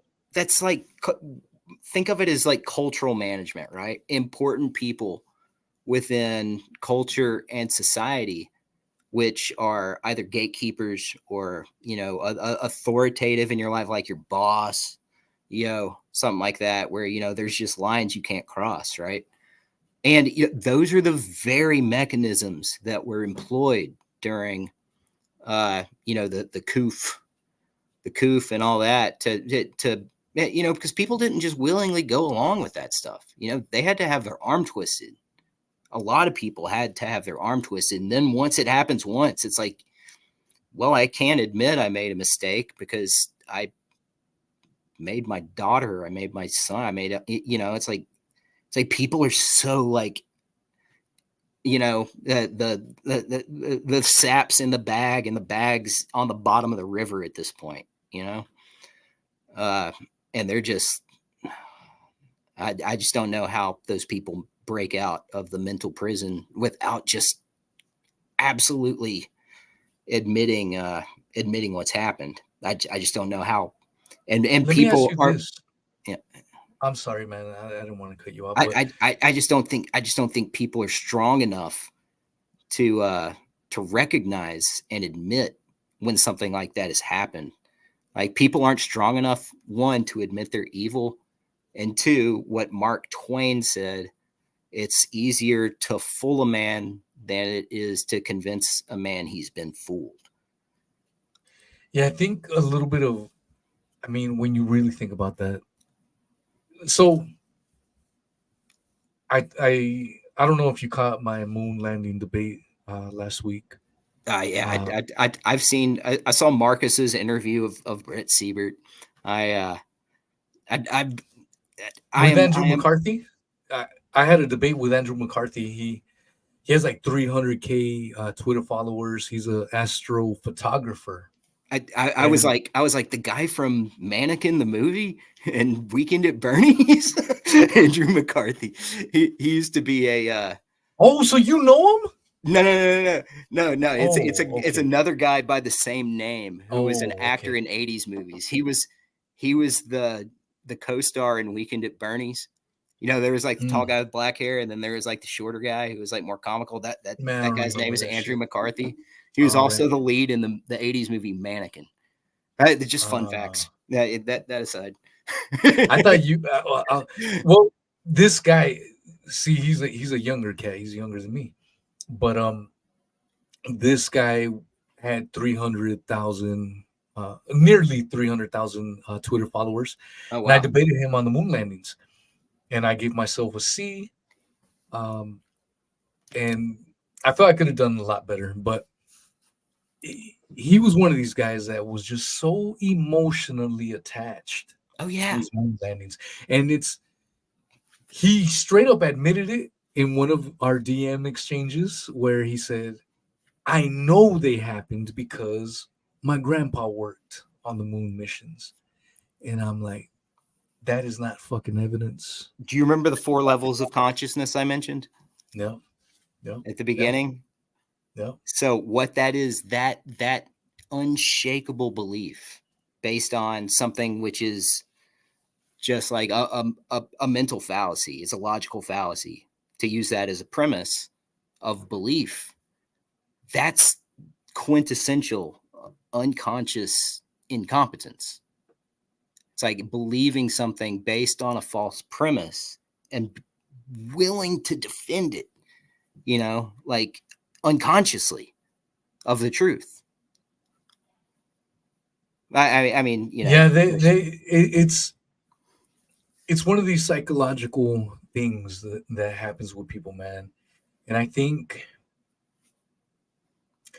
we may, as outsiders, when we catch it, when we see it in action, we may like, you're full of shit, you're a fucking liar. But it's really hard to decipher because maybe there's some people that really, really genuine believe in that shit. And I bet each of us have our own subject matter where we would immediately lose our cool and lose that rational level basis.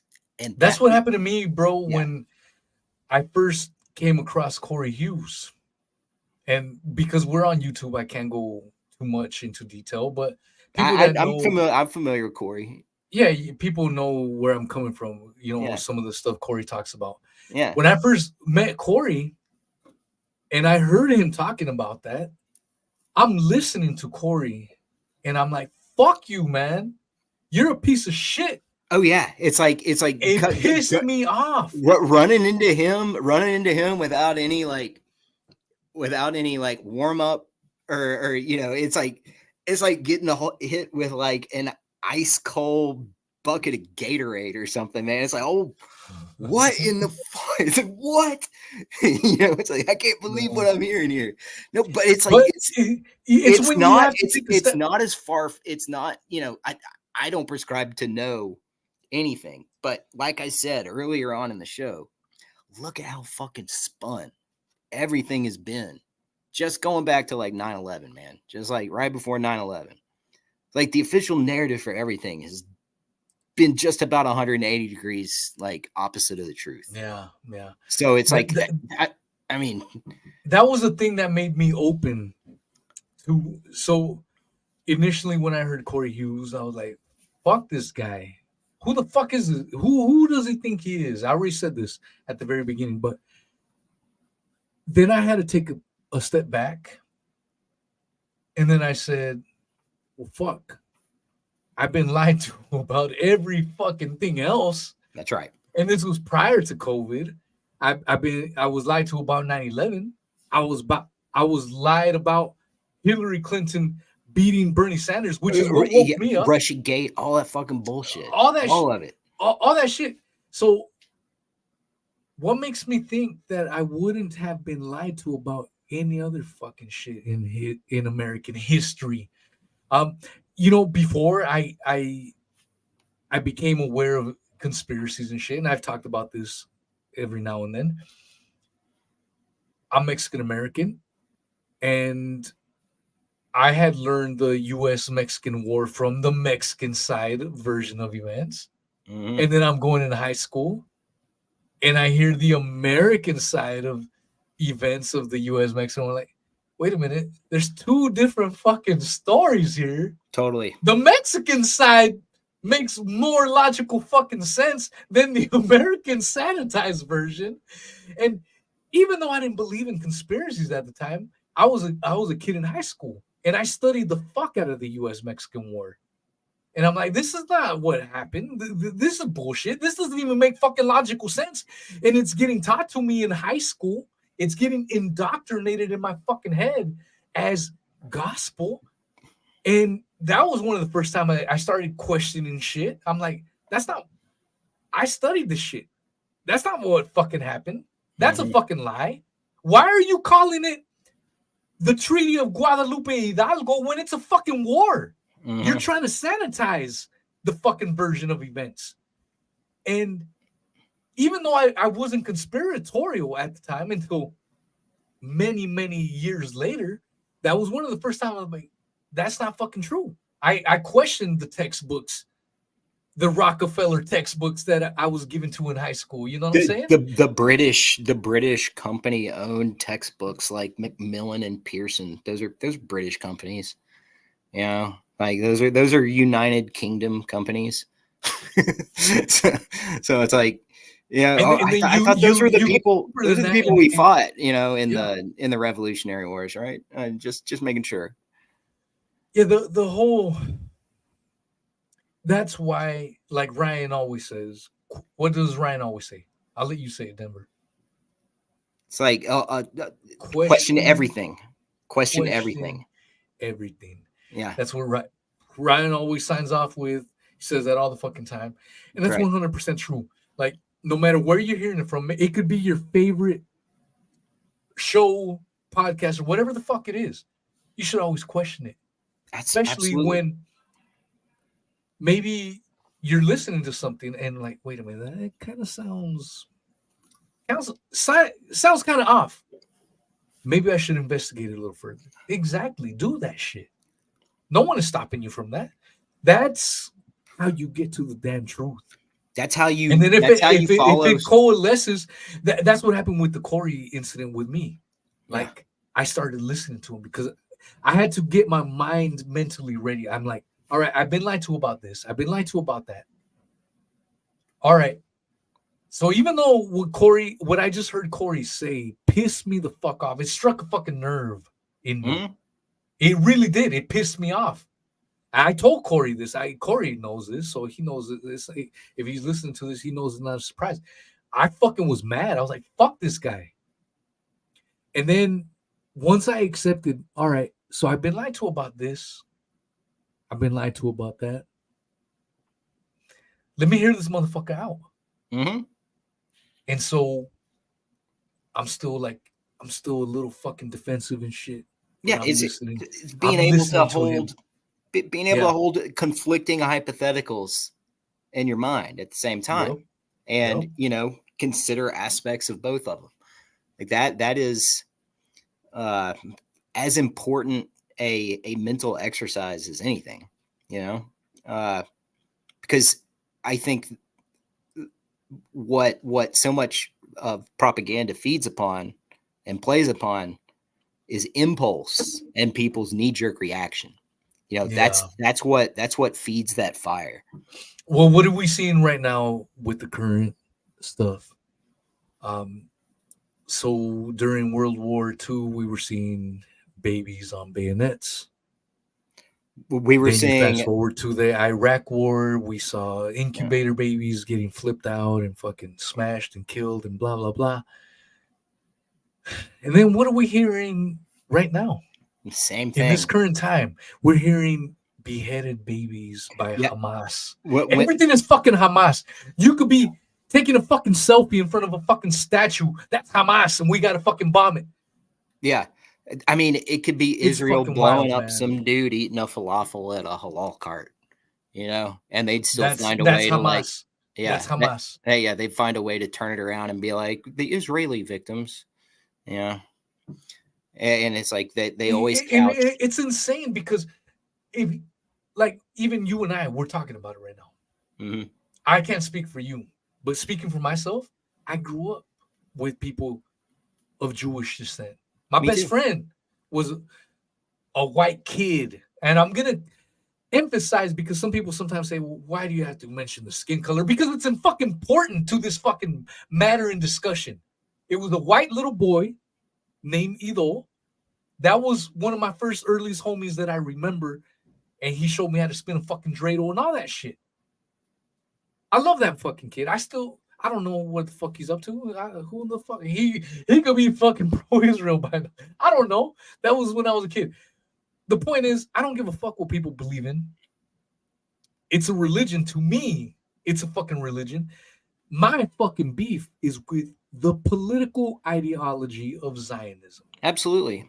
That is my fucking beef, and I will make no qualms about it. If anyone wants to call me this and that, how come when people talk shit about the Republican Party, they don't get called a bigot? How come when people talk shit about the Democratic Party, they don't get labeled a bigot? But I talk shit about a political ideology called Zionism, I get called a fucking bigot? Fuck you, man. I'm not playing that game. I'm tired of playing these fucking games, and I'm not falling for that. And a lot of people ain't falling for that shit no more. My beef is not with individual fucking peoples. It's with the fucking political movement of Zionism. Yeah, that is my fucking beef. I'm 100% on point and in agreement with that, because it's like so much of what is happening is being used to brand a much larger swath of the population than is applicable. It's these Zionist manipulators, man, which, you know, frankly have ties to very unsavory previous elements. You know, these are very authoritarian, dangerous people.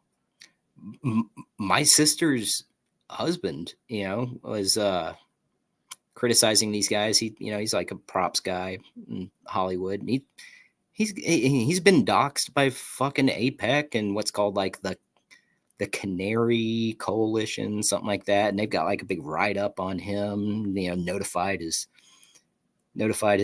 union, everything else. Like these are people who are doing everything they can to limit discussion, as they say they are the only democracy in the region. All this complete horseshit. Like these are your fascists, man. These are the fascists. They collaborate with fascists in other countries. And it's just a matter of how big of a swath, how big of a network these people have. And at this point, I think it's likely global. And they're just trying to wrangle in what freedoms people have, what free speech that remains, so they can hog tie everybody up in a way that we can't get out of. That's the scary thing that's happening. It's like the frog in the boiling water analogy. Censorship is the grip is tightening little by little. And the people that haven't seen, for example, the COVID bullshit for what it was, they're still on board with Dr. Fauci. They're still lined up for jabs. They're still driving their fucking Prius, triple masked, alone, fully gloved up. I know, man. Those are the motherfuckers that will probably never get it, man. And it's fully apparent to me, man. I mean, I remember Facebook. I used to be big on Facebook, having discussions and debates. Before I had a podcast, I was just discussions, debates, boom, boom, boom. Let's go back. And then from one, it just, I don't even know what year it was, man, but it seemed like from one day to the next, boom, comments hidden. And I'm like, the fuck is happening here? It wasn't like over the course of several months, man. This bitch, literally over fucking night. Mm-hmm. And I was waiting for people to be like, what the fuck is going on? And no one said a fucking thing, man. No one said a fucking thing. And then it just got worse. And then it went from Facebook to YouTube. YouTube comments. You used to be able to have fruitful discussion back and forth with man. I remember getting like all types of knowledge from YouTube posts and having incredible discussions which spanned days. And then I remember one day all that shit just didn't happen anymore. It's like they switched the light off. And it seemed to have happened sometime back around like 2016, 17, something like that. I don't remember the exact timing. But I remember being dosed with some pretty fucking hard truths back through those comment sections. And that shit absolutely disappeared. Like it's not there anymore. If you drop anything with any substantiation or links, it goes away. They delete it themselves. I know, because I would go back to check on my posts. They wouldn't be there. You know?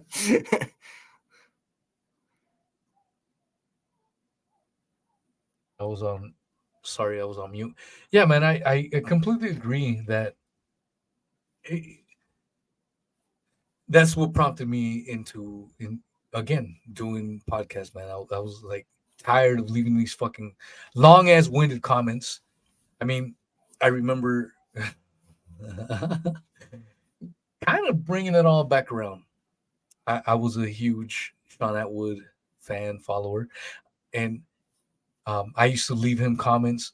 Like I remember leaving this long ass winded comment because he was talking about Alan Dershowitz, and I The left him this Dersh. fucking I left him a long ass comment about, dude, why are you talking about good about Alan Dershowitz? He's a piece of shit. He's a scumbag. What does Sean Atwood do the very next show? Does a show on fucking Alan Dershowitz and calls him dirty wits, just like I fucking called him. And I'm like, oh, he fucking read my comment because it got a bunch of likes and shit. And I was a big fan of that motherfucker. I don't know if you know my story between my beef with Sean Atwood, but that's the motherfucker that got me. He got me kicked off of YouTube. Fucking, that sucks, man. Fuck that bitch. Fuck that motherfucker. But I'm only bringing them up because someone's on YouTube. I guess they subscribed to me on my YouTube channel, but hadn't seen any of my shit, and they just came back. They're like, "Oh wow, this is what Weezy looks like." Because when I first started doing YouTube, I didn't show my face on YouTube, and she's like, "Oh, you only have 12 followers or 12 viewers on YouTube." Just saying, I don't know if she's being serious or she's making fun of me. This is what I mean, bro. I used to have 600 fucking people on a fucking live stream. So for her, 12 people on a live stream is like, haha, that's hilarious. She's kind of talking shit, maybe whether she means it or not, I don't know. But she remembers me. She's obviously one of these people that followed me from the very beginning, but then didn't follow any of my other shit. Yeah. Moving on forward. Now she says 10 viewers. Yeah, fuck you, Mandy. Get the fuck out of here. If you're gonna keep talking shit. But at the very minimum, she could tell that I was having monster fucking streams. And then I lost all that shit because of the Sean Atwood shit. The motherfucker got me banned off of YouTube. This is a motherfucker that comes around. I'm not gonna call out my friends that have had him on and talk about him and talk about his stupid fucking fictional book. His fucking book is 100% fiction. He was a fucking meth head. He was dealing meth. But what does he talk about in his book? That he was dealing, I don't even remember. I fucking exposed the fuck out of him as the grifter as he was. And he might be listening to this now because you like wave to him and be like, hey, yeah. Fuck you.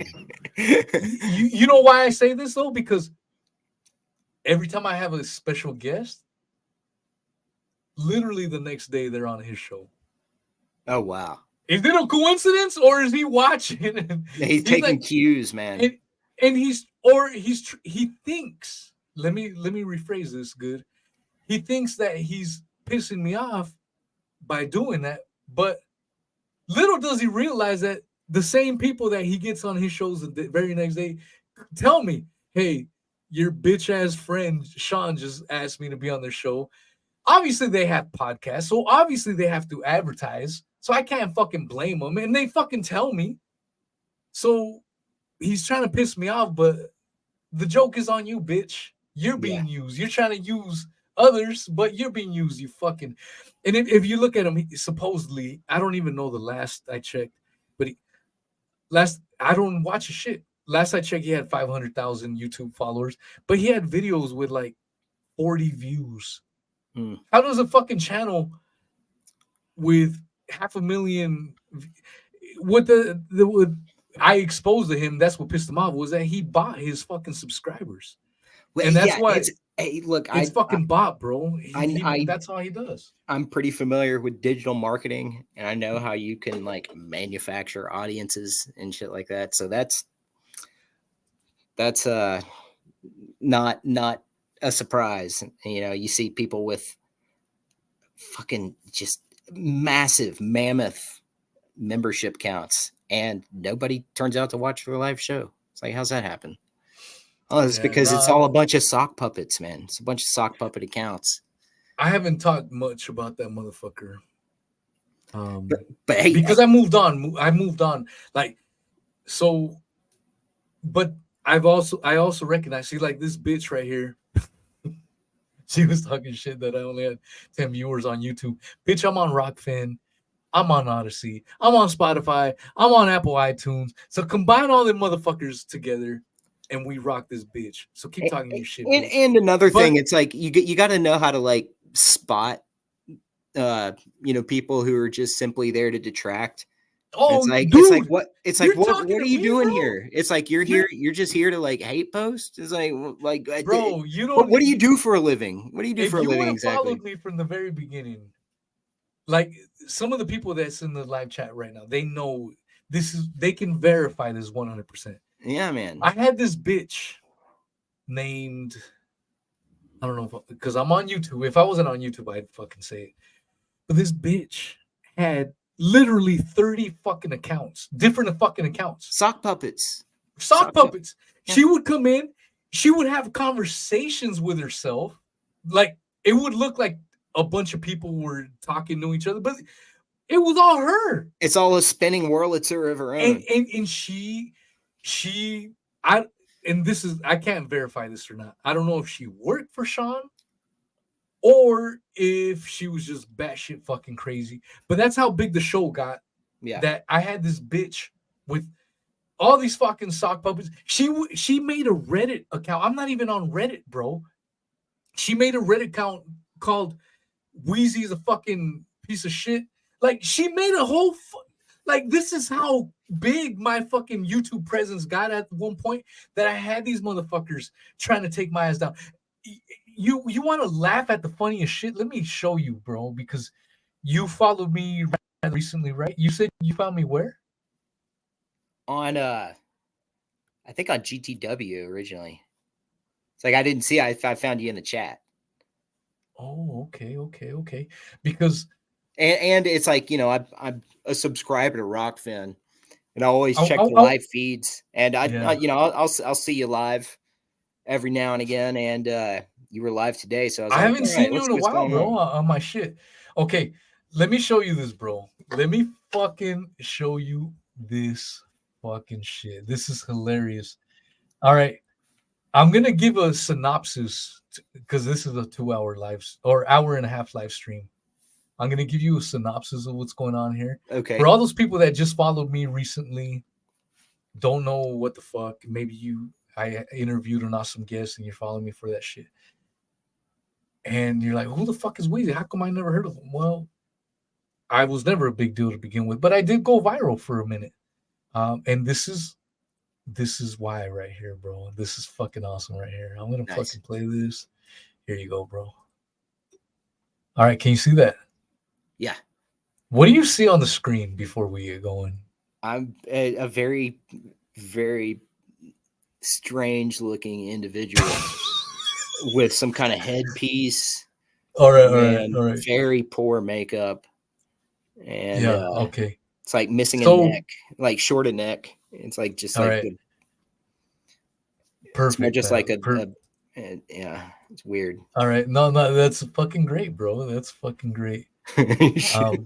That's fucking great. Good shit. All right, so this is from Sean Atwood's channel.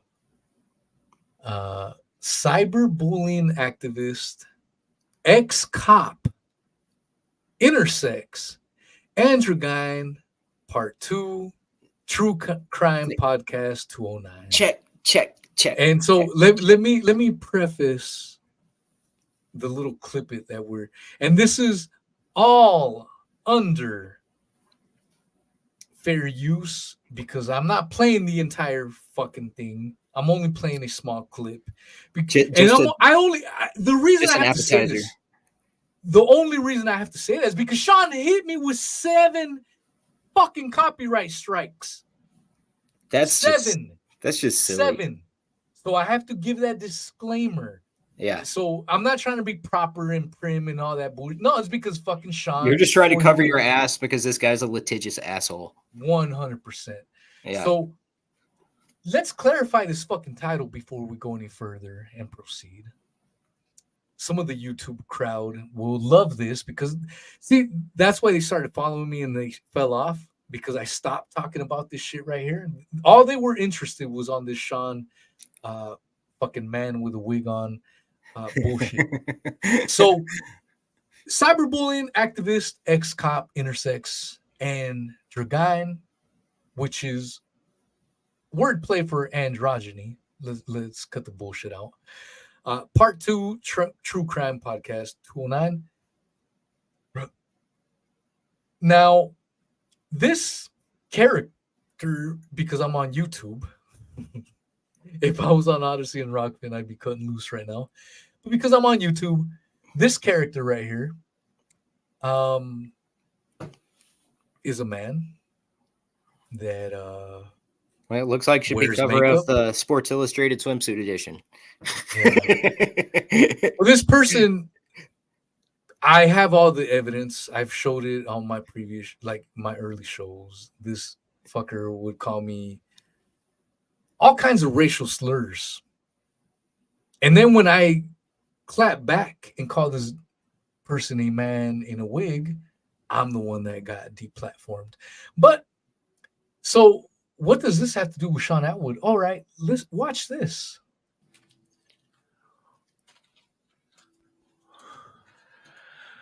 Oh, look what I found under the table. Oh, how lovely. A girl can't get enough flowers. Oh, thank you. I do accept. I accept, sure. Here we are with Anne.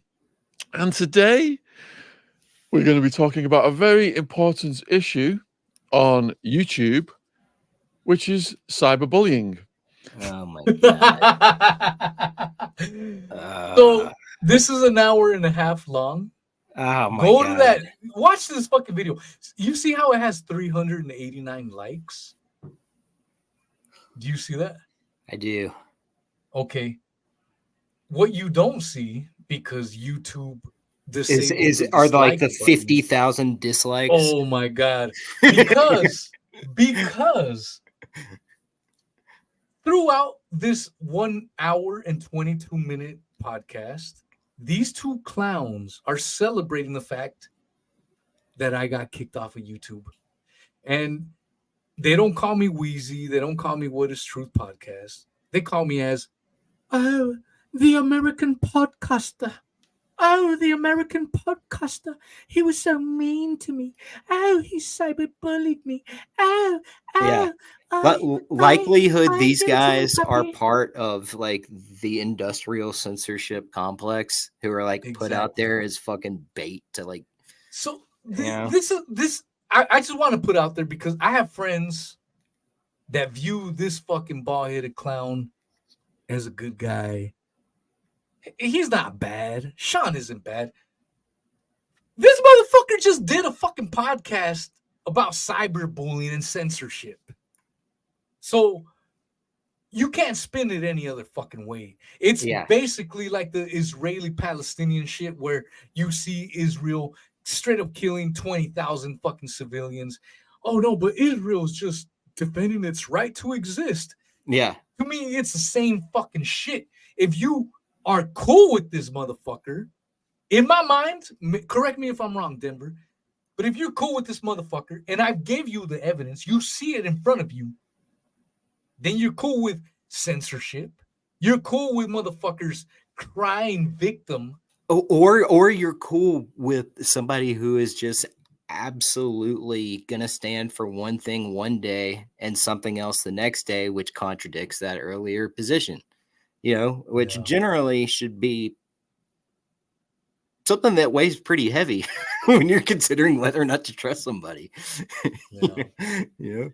And that's just it, man. Like, I wasn't going to play anymore because I am on YouTube. If I was on Rockfin, I would have played even more because you would have seen you would have heard for yourself them, both of them referring to me as, we just got the American podcaster removed. They're celebrating. That's why he gave them flowers. That's why he gave them fucking flowers, because they got me kicked off fucking YouTube.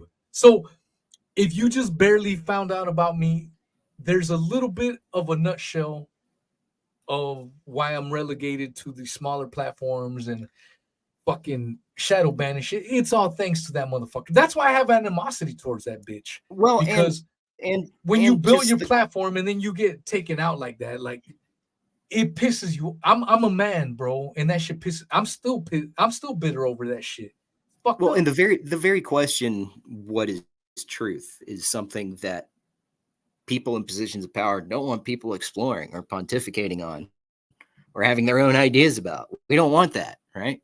So to bring it all back around, because I got to go pretty soon. I got some food I'm taking off the grill. It's been smoking for several hours. I got a rack of rib and a pork sirloin that's about 4 pounds that I'm going to shred up.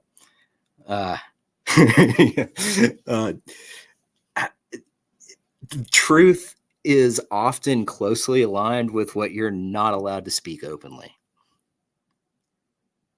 You just made me hungry, though. I can't even think about what you just said right now. Sirloin steaks? What the fuck, bro? Invite me, motherfucker. No, I said it's the point that truth is often aligned with what you're not allowed to speak openly. Yeah. So that's a good lamp light to light the path with when you're searching for understanding. Because what is truth is an undying pursuit for search of understanding, even though knowing that you're never going to find one definable truth, only understanding. Yeah, man, 100%, bro. Yeah, I agree with you, bro. You were excellent, bro. I don't want to keep you much time, man. Enjoy that steak. Save me a piece. Mail it out to Florida. I'll still eat that bitch. No, Weezy, it's been great. Like to let's do this, face, man. I may want to. I was thinking about it for a while, but the problem is once I got canceled, a huge chunk of the people that followed me didn't follow me anymore. That's the fickle world we live in, man. And that's what that's what they're playing on. You know? And the hardcore motherfuckers like Miss Hev from Australia, much love to you. The sexy and amazing Miss T, the awesome Secret Squirrel, the awesome George O'Brien. They've been following me from day one, bro. Like when I had a couple hundred YouTube subscribers and I was just on the rise up like a boner, getting girthier and girthier. I'm sorry, I'm buzzing. But they followed me from there. And then when I got kicked off of YouTube, I first went to Odyssey. They followed me to Odyssey, and some other motherfuckers started dropping off. And then I came to Rockfin. They followed me to Rockfin. That's some hardcore shit, bro. And I don't take that lightly. That means the world to me. You know what I'm saying? Because people that's willing to go to battle for you, that's willing to follow you wherever you may go, like that's hardcore shit, man. And for those people, I will always be indebted to. And that's not to shit on new folks that have followed me. Like right now, Denver, I just kind of, you only got a little taste of the Atwood beef, man. I recommend anyone to listen to the cameraman interview that I did. I'll roll up a nice fat blunt and sit back and put it on. Roll up a fat blunt. Man. I'm going to tell you this, bro. If you listen to the cameraman interview, I think it's podcast number 49. It's in the 40s somewhere. Just put Sean Atwood's cameraman. I interviewed Sean Atwood's cameraman. I don't want to ruin it. I'm not going to give you a spoiler alert, but this was when I was big too. Every comment was, this was the greatest fucking live stream I have ever heard, because the ending, so if you only listen to the first 20 minutes, 30 minutes, and then you're like bored, you got to catch the ending. So if you're ready to give up on it, fast forward to the fucking ending. The ending on a live stream. Did he throw ketchup on the wall like Trump? Did he do something like that? Did he? Bro, it was fucking epic. I'm not gonna ruin it because I don't want to give no Cliff's notes. If you missed it, you missed it. Listen to that fucking show with the cameraman. It put Sean's ass on blast, because I had been telling Sean, I'm like, bitch, if you're innocent, do a podcast with me. Let's fucking debate it. Because he was like, oh, you guys are making shit up. You guys are lying. And he wouldn't do it. So guess what? I found his prostitute that he was banging out for GoFundMe money. He was collecting money from motherfuckers for a GoFundMe for a fucking working prostitute. Nice. Classy. Super classy. And I interviewed that bitch. Yeah. That's the Callie Diamond interview. Not only did I interview Callie Diamond, this is what got me my rise to fame. It's got Not nice only did to I it. interview Callie Diamond, I interviewed his fucking cameraman, and the ending. So I can't fucking. If you're listening to this and he sounds like a fucking dork, he is a fucking dork, and it is boring. But at the very least, if you can't tolerate it anymore, go to the very end, and it is. I will put that up against any fucking live stream you have ever heard as one of the most epic endings you will ever fucking hear. I'll put that shit. And if you are disappointed, I will be surprised if you are disappointed. But I recommend I'll check it out, man. I'm gonna check it out this evening. I'll check it out this evening before Marcus does his live show tonight. They generally go on around like 10 or 11 or so. There's Beauty and the Boomer and there's Marcus's show. So I kind of like float between both of those around that time zone. Marcus is my dog, man. I love that guy. And I love you too, Denver, man. You were cool as fuck, man. I love your insights. Great shit, bro. Likewise, so man. Much. You know, it's like I always profess the counterintuitive nature of the world we live in because it's like it's an age characterized by inversion. So you always got like, you know, always question everything. And be like, does the inverse fit more with what these people are actually showing me right now? Yeah. No, you're absolutely right, man. And I may have to do more of these shows, man, where I just put the StreamYard in the chat and have people call in, man. Hey, there's a lot of good people out there, man. Hell yeah. Yeah. Thank you so much, Denver. Yeah, happy holidays, Weezy. Take care, bro. Happy holidays, Merry Christmas, Happy Kwanzaa, Happy Hanukkah, whatever the fuck you celebrate. May it be merry and happy and full of fucking creamy loads. Star Wars Life Day. Star Wars Life Day. All right, my brother. You take care now. See you, man. All right. That was Mr. Denver Attaway. He is a Rockfin listener. So right now we're having quite a few folks on the YouTube chats leave comments, which is awesome.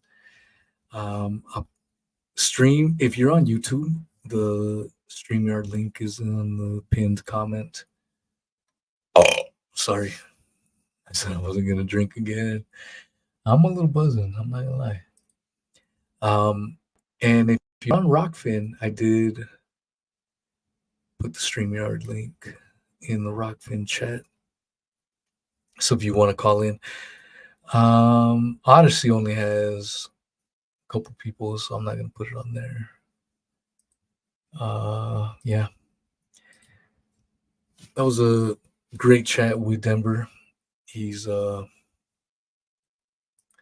very, very, very smart cat. He's got his eye on the ball, and it's always interesting to listen to other people's perspectives on a number of different things. Who are you thinking? Mandy Marlins. Call in, Mandy. Call in. I'm gonna put your ass on blast. Mandy Marlins, who are you thinking? 1, 2, or 4? What? What are you talking about? I don't even know.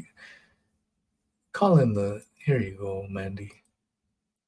Seems like you're talking shit on the live chat quite a bit. So there's the live chat. Go ahead and call in. Talk shit live. Show me the ropes. Who are you thinking? 1, 2, or 4? I don't even know what you're talking about. But you're more than welcome to call in. And live chats in there. I mean, that was the biggest thing with this was to muse on a lot of shit, be thankful for a lot of shit. I'm good. I work my ass off. And I'm not saying that as a flex or money, because to be honest with you, I would gladly take less money and do podcasts full time. I would. I genuinely would. Um, but yeah. Seems like Mandy's backing out, loving the house. All right. You've been a little aggressive, so I wasn't trying to be aggressive, but if you're gonna be aggressive towards me, I'm gonna be aggressive right back. If you've been following me from the Uncle Terry days, you already know that. You fucking smack me, I'm gonna punch your ass back. That's always been my motto. So you, whether you want to admit it or not, you were talking a little shit in the live chat. So that's why I called your ass out. If you want to make peace, I'm good with that too. We don't need to fight. We don't need to argue. But if you're gonna talk shit, I'm gonna talk shit right back. Good to see you on YouTube, Weezy. For some reason, been having trouble on Rockfin. You can catch the shows on Odyssey or Spotify, George, if you're having problems with Rockfin. For some reason, I cannot send messages anymore on Rockfin. You know what, George? A lot of people has been saying that. I don't know what's going on with Rockfin, but people's been saying that. But it's good to see that. Hev says it's good to see you on here, Weezy. It's good to see you, Miss Hev. And like I told you the other day, I sent you a comment basically saying that even though I couldn't be actively live chatting, I fucking said what's up and I listened. You know what I'm saying? I mean, it's been many years now, and got love for y'all. I know there's a lot of people that's jumped ship. Mandy seems to be one of these people, because how the hell are you gonna be shocked that I'm showing my face? I've been showing my face for a long fucking time. So really, it's on you. And then not only that, but then you start talking about, oh, you only got 10 viewers on YouTube. Oh, you don't. Man, that's some shit talking, but it is what it is, man. I don't give a fuck. Like I said, I only put streams or clips on this shit, and that's it. I don't give a fuck. Fuck this. If they decide to take this fucking channel out tomorrow, I wouldn't give a fuck. I wouldn't cry about it. I wouldn't lose sleep, because the majority of the motherfucking people that follow me is on Spotify's and Apple's and all this other shit anyway, so I don't give a fuck. So yeah, maybe you're sorry. I don't know. No, thank you. What? Still talking shit. All right, I don't give a fuck. Yeah, it is what it is. No one's gonna call in. All right. If no one's gonna call in, I want to thank everyone for the true followers from the very beginning, not the ones that followed from the beginning, took a couple years off and then show up and talk shit. That's no way to fucking come back and say hi. But I don't know. Everyone's raised different. Everyone has different values. Especially when I got fucking canceled off of this fucking platform. The audacity to just show up and talk shit. Like, it's fucked up, man. It's fucked up. But some people are fucking stupid, idiotic. You can't help stupid. They will always be like that. That's what it is. So it don't bother me too much. That being said, I hope everyone has a Merry Christmas, Happy Kwanzaa, lovely night. May the loads be rubbed out. And what's the other one? Merry Christmas, Kwanzaa, Hanukkah, Ramadan, or just fucking pine trees and shit. I mean, that's what I do.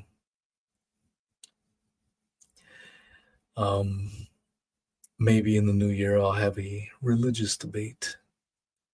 And now that you've heard me say what I had to say, I'm just preparing y'all. I don't want to piss. If you're religious, I don't want to piss y'all off. But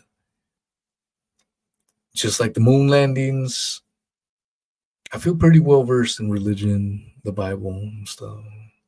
I would love, just like I had that discussion with that NASA guy. He was a fucking movie NASA lover, physicist, astrophotographer, 300K Twitter followers, super learned guy on the NASA myth. I went toe to toe with him. Could I have done better? 100%. I still held my own, given the circumstances. And so if I ever do a religious debate, I would welcome a debate with a fucking imam, a fucking priest or a pastor, a pope. That's how sure I feel about it. And if I do, I don't want people getting pissed. You know what? There's a guy on Twitter with a large following. That's all he does is quote Bible stuff. And he did the same thing the NASA motherfuckers did to me. Oh, yeah, I'll debate you. Let's set up a date. Then we set up the date. Oh, my wife died. Oh, shit. Okay. Fuck. All right. Next week. Oh, my dog died. Oh, shit. That sucks. Oh, my parakeet died. And then I'm like, oh, God, get the fuck out of here, bitch. Then next week, I see him in a selfie with his wife. I'm exaggerating a little bit. But it was kind of like that. Like, dude, shut the fuck up, bitch. You're scared. You're fucking scared. All the shit talking you do, you're fucking scared. And so I want to have these discussions. And when I do have these discussions, I hope you guys understand. I ain't trying to piss anyone off. Again, what's the name of this fucking show? It's What is Truth.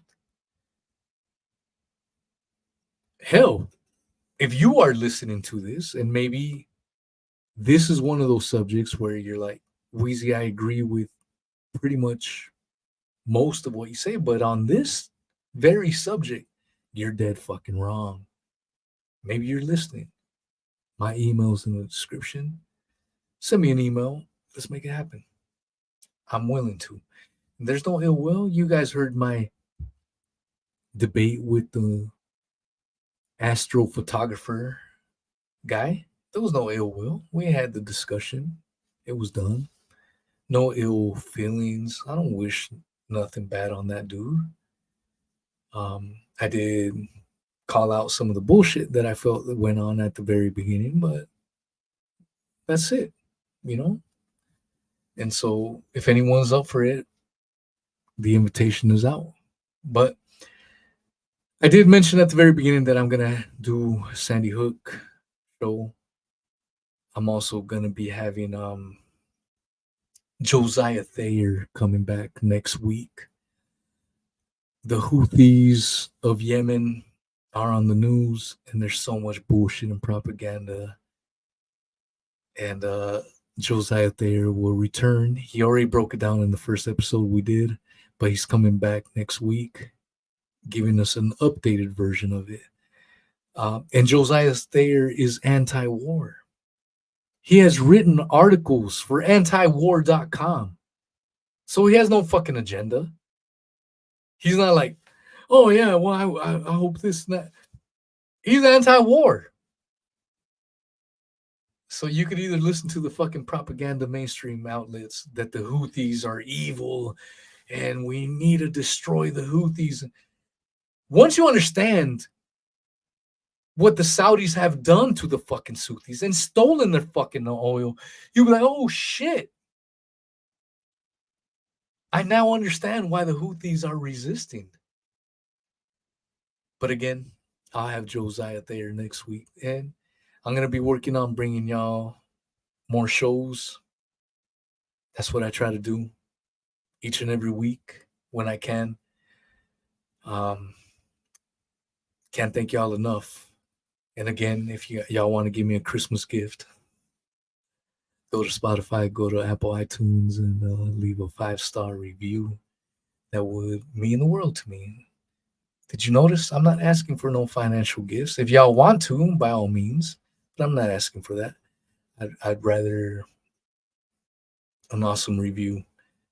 That's what I would rather. So, thank y'all enough. Merry Yuletide, as the amazing Demelza says. The amazing Hev says that's fair enough. I'd like to see that. Hell yeah. Sexy T says, take care, everyone. George O'Brien, my man, says, Merry Christmas, Weezy and everyone. Secret Squirrel says, YouTube's full of trolls and hate these days. Sad time. Yeah, it is sad time, but I don't fuck with YouTube that much anymore, so I don't give a shit. We all have a journey. We will get to the truth. 100% Miss Head. Love you so much. Thank you so much for being an awesome friend. And I mean that from the bottom of my heart. Sending love from the bottom of my heart to all of y'all that just been following me for a long time. To those that are fairly new. Let's take this roller coaster ride for 2024. And looking forward to that shit, you know what I'm saying? Leave a comment on Spotify, if you will. I read all that shit. Or on Odyssey, I don't give a fuck. Thank you guys so much. Much love, hugs, and kisses to all.